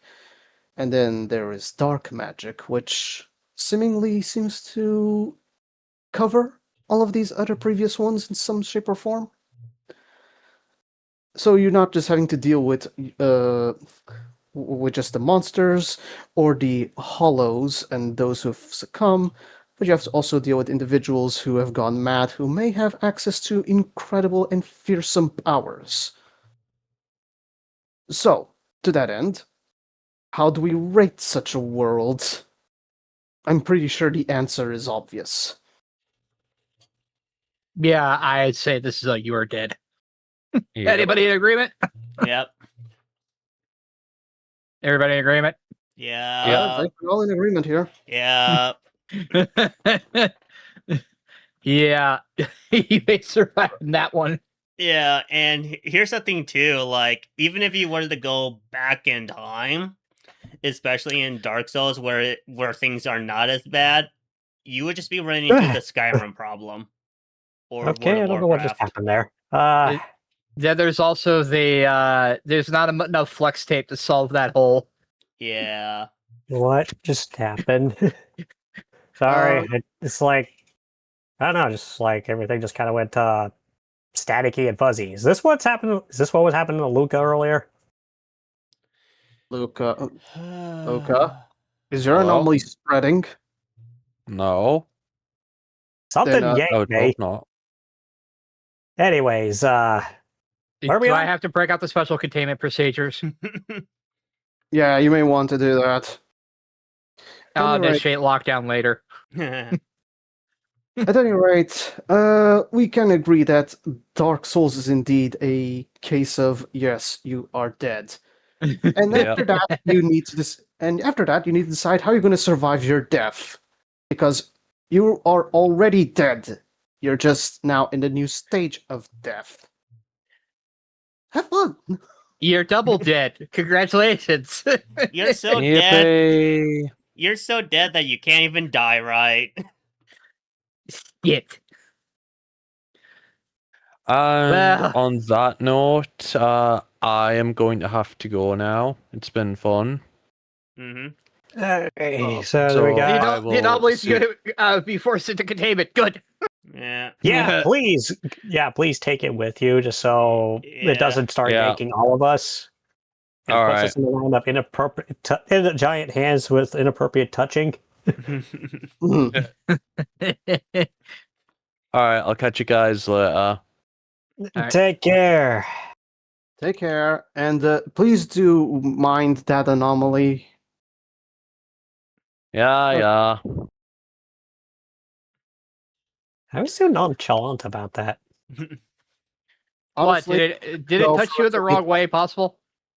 And what? what about Warhammer 40k? Do we need to discuss this one? Yes. For prosperity, sir. Oh dear.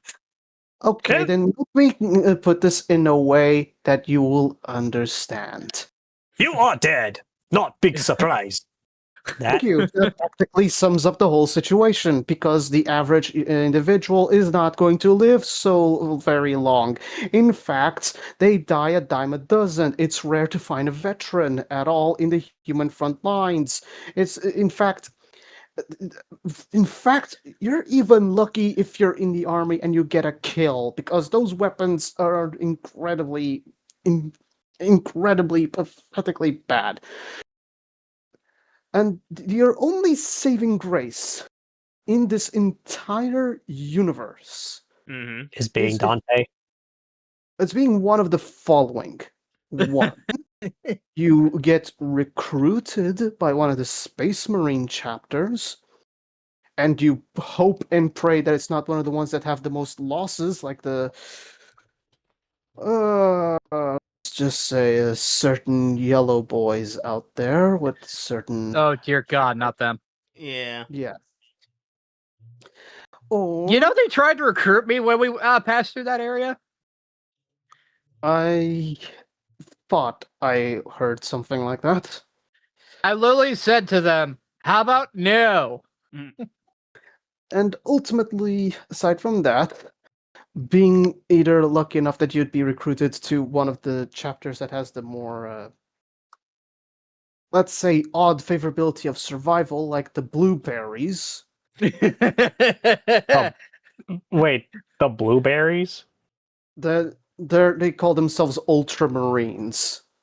Otherwise known as the blueberries. Or the Ultra Oh, Smurfs. it's a fan name. The Ultra Smurfs.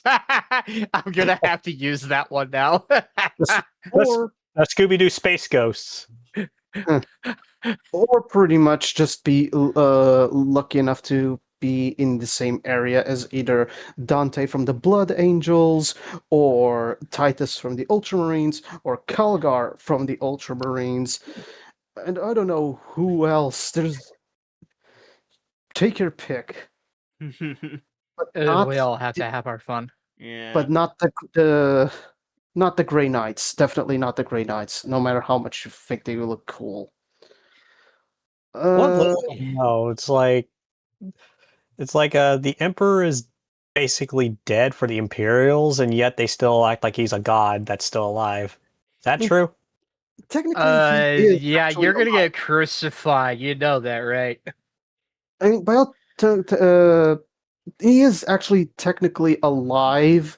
The whole "he's dead" thing is mostly just a chaos thing. And for those wondering, chaos is the demon faction in this. And yes, there are demons. And let's not also forget there are also space elves, and space dark elves, and space communists, and space roaches, and even orcs. Because why the hell not? Not enough DACA. Never enough DACA. I feel like Sounds like I'm Archangel I Tuesday. feel like I'm missing something here. Oh yes, space bloody machine cultists. Oh yes. Oh yes, them. Tarogar! Yeah. We have to have a the tech priests. At least the space ones are all right. We always Tip. have to have the tech priests. Yeah. When do we not? But if I also may, your one other choice of survival is to be either on a planet that has yet to be discovered in their universe, which would be, by all intents and purposes, particularly similar to our world, as they were not touched by the dark age of technology yet during that time, somehow, or just being lucky enough to be born in a paradise world, where a planet that is so far off from any conflict that it is literally a whole resort for the imperial elite. So essentially, it's you're one of the few good things that you can hope to have in such a universe. But aside from that, yes, you are dead. You are dead. Yes. And what is next now on the chopping board? My Hero Academia. Not putting any input into this. I'm still a little pissy about season 8. Yeah. I'm not spoiling it for you guys. Watch it on Well, your own time. I'll just say this. Think our world, but a lot of people have powers, and there's even a school for set powers, and also a cabinet that makes sure everyone's doing things legally, and it's also highly problematic. Like, let's just say there's a reason why there's some vigilantes. And there's also some really fucked up villains. Yeah. So, survivability-wise, just think how easy it is to survive, or how hard, in our own, well, in your own current world. While also, amplifying that to the fact that you could die to the simple fact that the person next to you could have a ice quirk and he sneezes over you. Yeah. I feel That Whoopsies. like would just suck. yeah, It it's like would. their frozen popsicle, like Indeed. Yeah. And the worst part is he didn't even want to hurt you. You just really had to sneeze. Oh my god, that's actually an interesting point. Imagine having ice powers and at the same time having horrible allergies. Well, it could be worse. Could be farting up a blizzard. Jesus. You know what? Considering that there are various types of quirks and some lean a bit too heavily into certain territories, like a certain Miss Midnight, I would dare say I would not be surprised if there is a a fart quirk. But at any rate, Uh, They become overpowered after Taco Bell. becomes To that- overpowered after eating Taco Bell. mhm. To that end, how are we rating the survivability of this particular world? I think that's a good spot for it, honestly. Yeah. Honestly, yes. An ideal spot for it. And And now the one that in about like a week is eaten alive by the internet in the 34th section, as we like to call it. Zenless Zone Zero. The one universe where I feel like you can die on the toilet bowl. honestly, this is one of those universes that's kind of how do I put this? It's not like it's as bad as many people think it is, because it literally is just like everyday life. People can have essentially have an everyday life that's just same as they have now. The problem is you'd need to be now on high alert for a potential well, For things going very wrong. It already sounds like it'd be a possible but rough tier because of that. Yeah. yeah, because the thing is, these things, there are special types of openings or rifts that occur. I don't recall their name, but essentially anything caught inside of it gets a certain degree of the contamination. If you're in contamination, I'm sorry, ether contamination, in which anything inside starts to essentially becoming distorted or highly poisonous to any individual, and practically starts becoming a cesspool for monsters known as ethereals.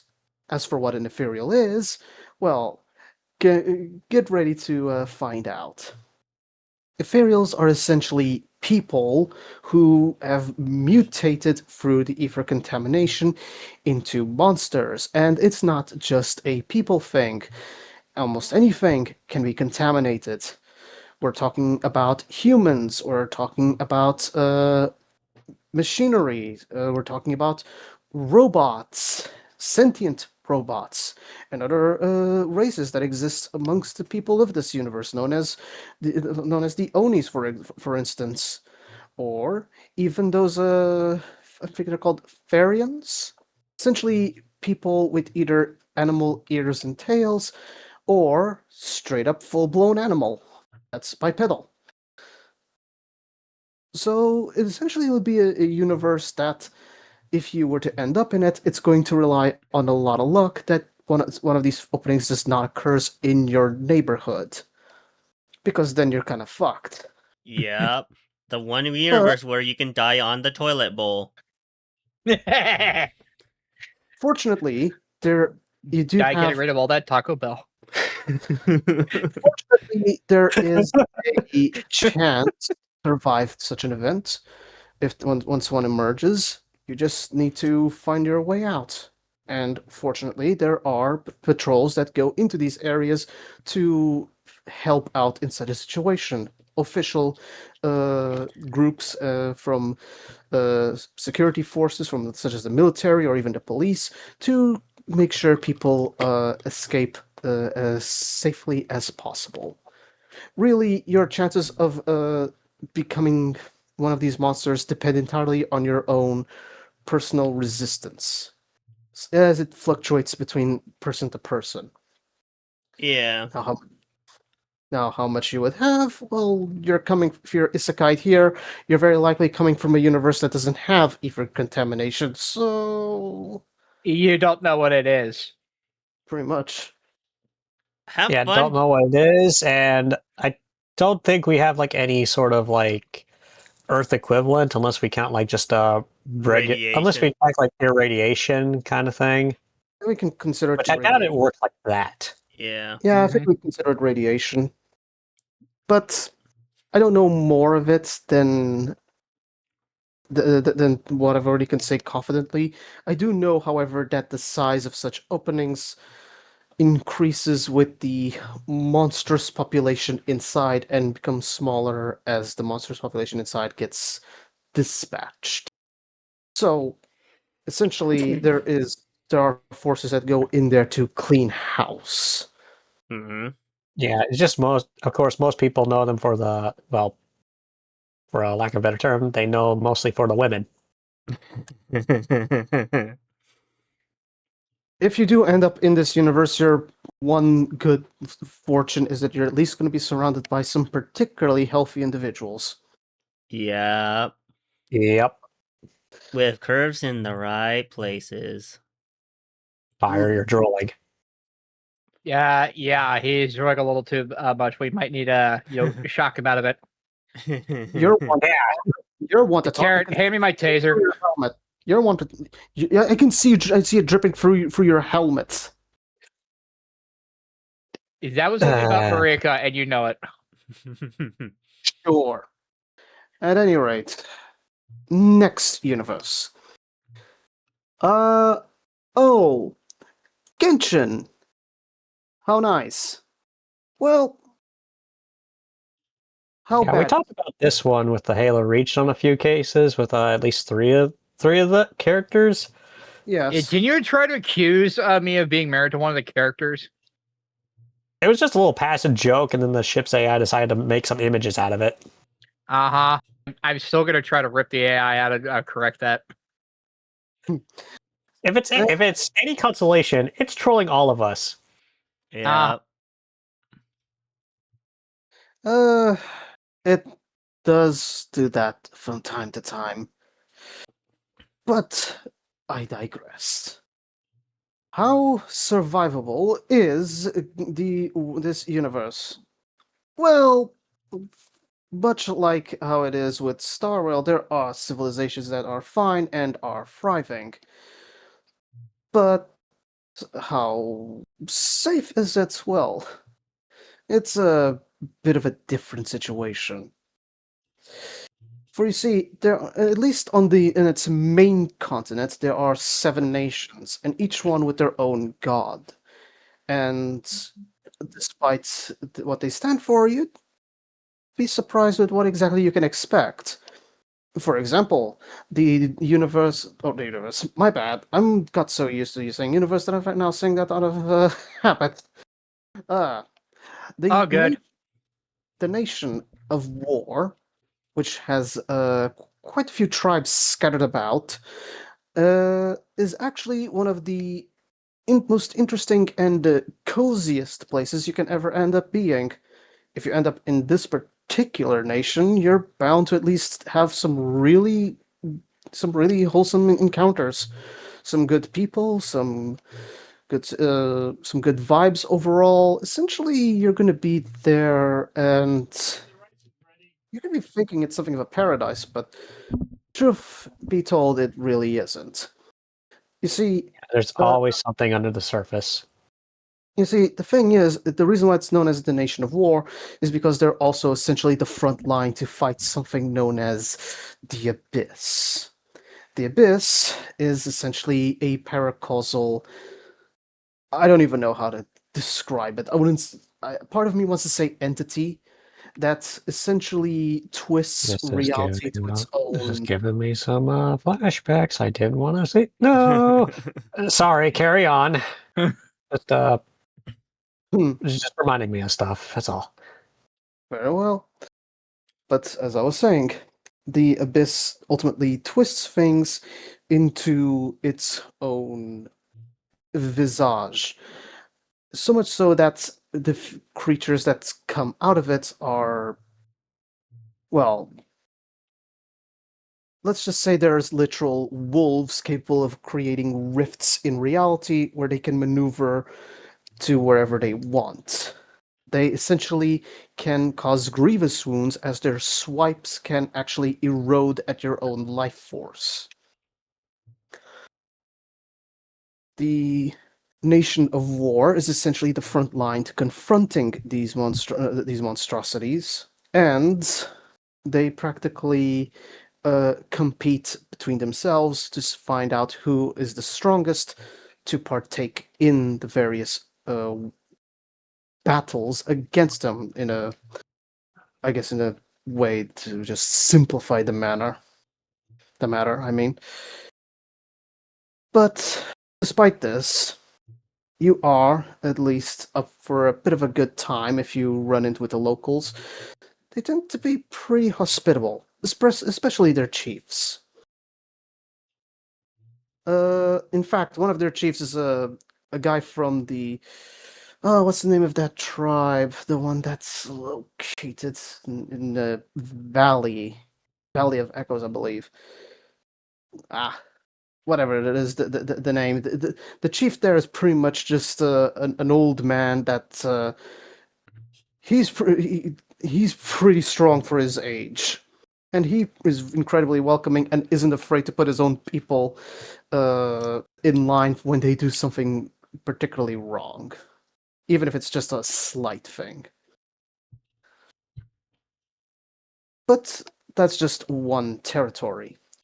The various other territories have similar situations, although they are following their own specific ideals and gods who have specific inclinations. But aside from the Abyss, they're also contending with local wildlife and elemental entities. We're talking about plants that will actually use elements to, well, roast or freeze individuals so they can later eat these individuals. Essentially carnivorous plants. There's also elemental slimes and... Why did I just immediately think, feed me Seymour? I do not know. And honestly, I shall not ask. And, well, essentially, they're dealing with all sorts of local fauna-related issues. But the biggest problem ultimately lies in one of the factions that resides within the main continent, known as the Fatui. They are essentially an organization that belongs to one of the gods, specifically the one that resides in the cold regions to the north. Essentially, I have met one of the mirror maidens from that faction, and all I can say is, well, they got a strong case for getting people to join them, but also, those are some annoying enemies to face. indeed, they have ways of controlling the elements without relying on the baubles called visions, which are granted by their gods. Yeah, it made me glad I had a peacekeeper, because trying to use the spells on the sword wasn't really working too well. To I will only say this much. The Fatui utilize an item known as a delusion to try and manage the elements for them, but this thing comes at the cost of their own life force.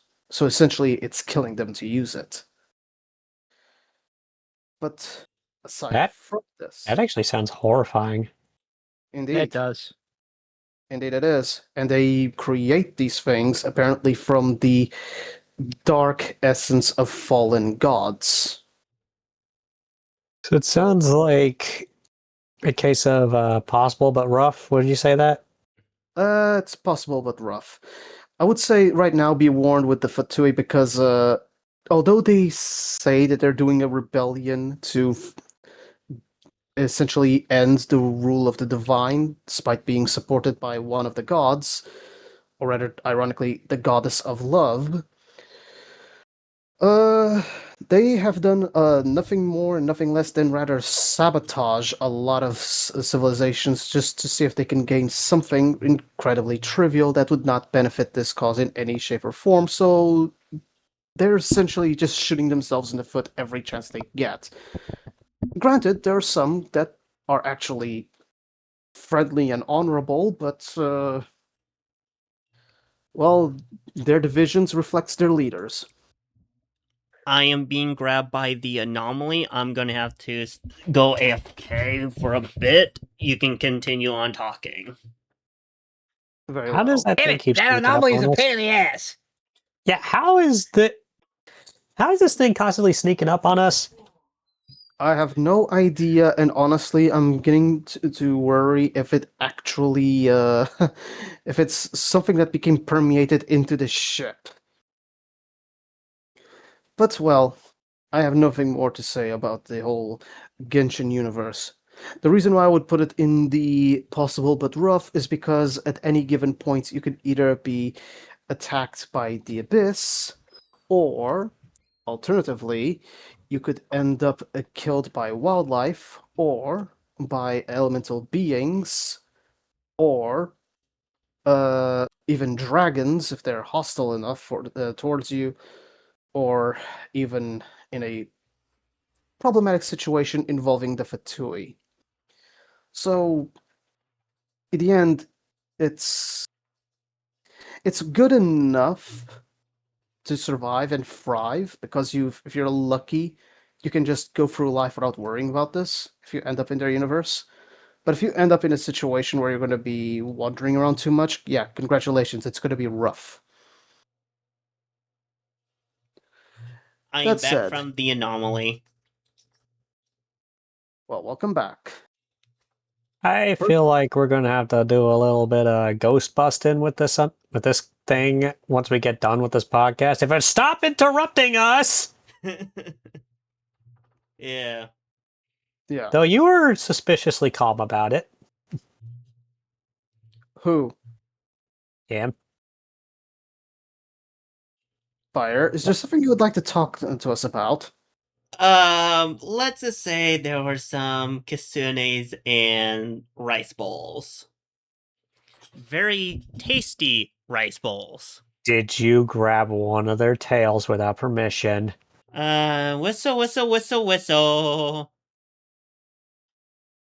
Hey, Dad. You are not convincing at all. Hey, Dad. You did. We better get talismans, Yep. rituals. Yeah. Yeah, Anything really. was nonchalant. He knows what's going on.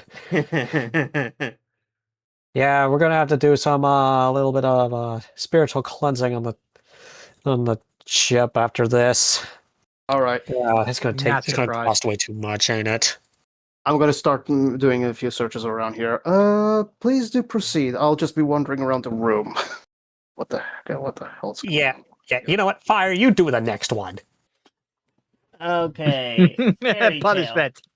That one was meant more for like an archangel one, but I do feel like this one would probably be similar to like Rune Factory 5 in terms of survivable, but Yeah, leaning more into survival. it is survivable depending on where you are. Yeah. Why is there a sock behind a couch? Wait, what? What? A sock. Don't ask. What's the pattern on the sock? It's a checkered with half of it being blue and the other one being red. Yeah, not mine. Not mine. Not mine either. Just keep looking around here, then. Proceed.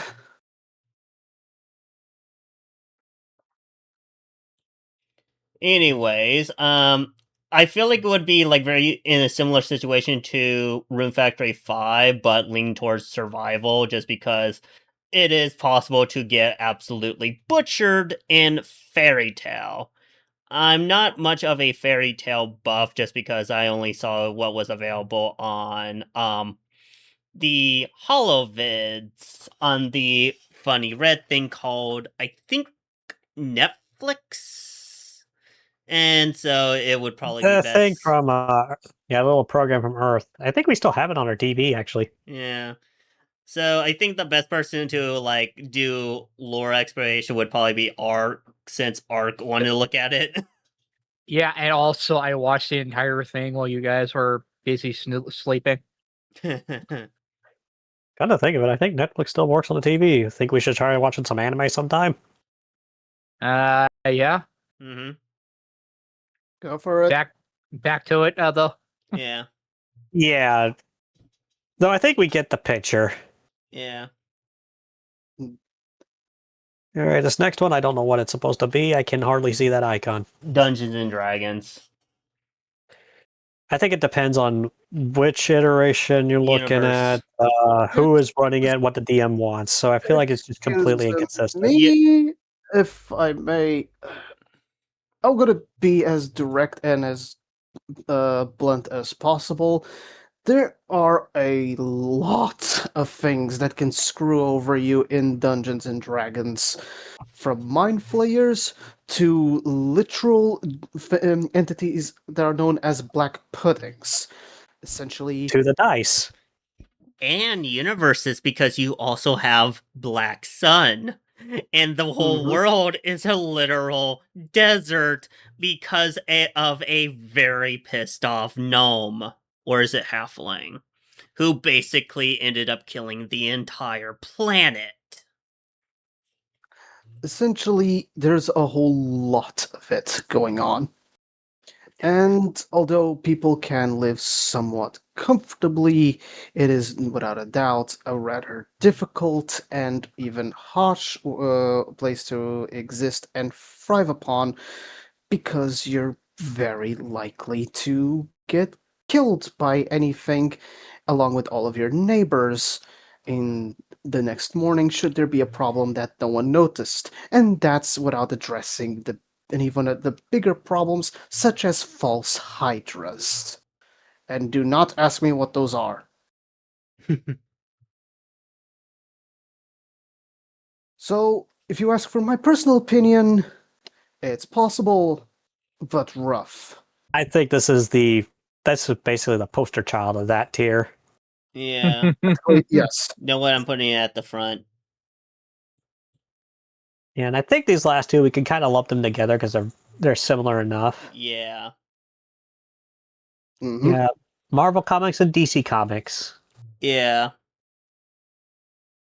I feel like they're both survivable, just because you're more likely to get some bull crap that basically helps you survive. But otherwise, what's realistically going to actually kill you in Marvel DC is sheer bad luck.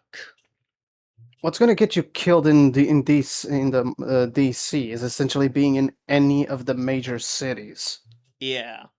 Metropolis and Gotham definitely come to mind, especially Gotham, because let's be honest, Batman's Gotham is a story hellhole. is really messed up. Yeah.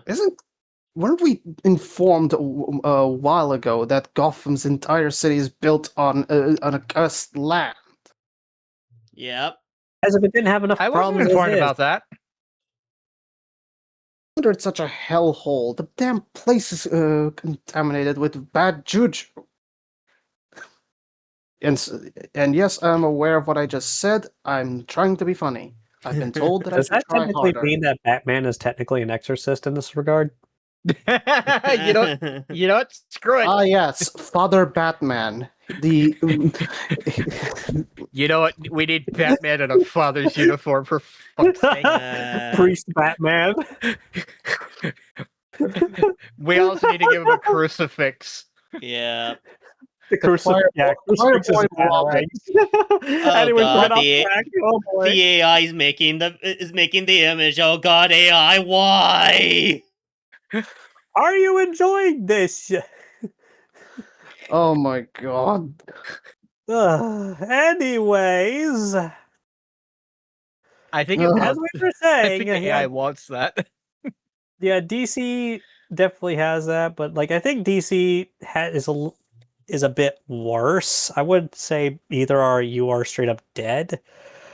They're both definitely survivable, but I think honestly, just due to other circumstances, I'd argue DC is rougher than Marvel. Yeah. Because DC, there's some very overpowered superheroes and supervillains, whereas Marvel, for the most part, is more grounded towards reality. So there is like some more like there's more limited strengths and weaknesses. I would The also thing But about you would like kind of to. still have to be really careful because, well, you have to have a lot of luck. I also feel like with Marvel, you're very unlikely to encounter any of this part. Like, sure, you may have the Green Goblin or the Sandman, but are you actually going to encounter the Green Goblin and the Sandman? Well, if you're in the same city that Spider-Man's in, probably. Yeah. That's why I say you're pretty much just better off just not being in any of the major cities. And if you did end up being isekai there, all you have to do is simply get a taxi and GTFO. Yeah. Yeah, just go out in the countryside or to a rural spot. Bonus points if you ended up at the helicarrier, just because, oh, yeah, you're just gonna get questioned. They're gonna figure out, oh, you're not from this dimension, and then you're possibly just gonna be like, they're just gonna be like, yeah, here, go to this area. Please leave us alone. Oh, by the way, you're classified. You cannot talk about this.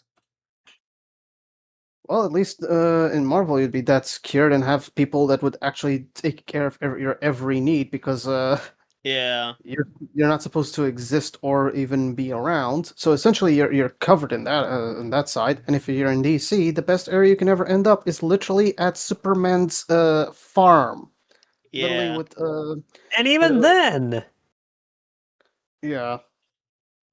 And even there then, was it's not literally one movie where Darkseid decided to go knocking on the freaking door, so to say. pretty much yes.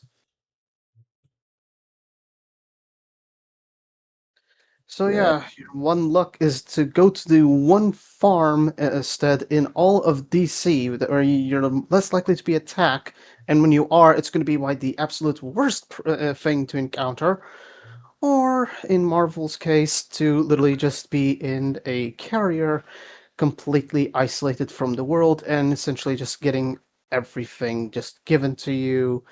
And although it may sound nice, let's be honest, they'd probably not even let you use the internet because they want to avoid any leakage or something. Oh no, with like the helicarrier or shield, I feel like they'd just be like, here, be in this one little area. Don't talk about it. Ever. Likely. So yes. Yeah. So personally, are we seriously going to put these two in possible but rough? Because I'm honestly looking at survivable if you know what you're doing. Yeah. I'd say that for Marvel, but DC is possible. So probably know what you're doing. Yeah. Yeah. But yeah, that covers everything, and we've definitely had some technical difficulties caused by outside forces with this one, but I mean, worst comes to worst, we'd have to redo this after clearing out our problems, but who wants to do that? Yeah. Yeah. We might as well just start doing a bit of research around here, see what's going on, see what. Ah! Oh god. The Did anomaly. you just get pulled behind the couch? Oh god. Oh god. Did something slip through the anomaly? Okay, guys, please like and It's behind me, subscribe. isn't it? Please like and subscribe. Oh god. Oh god.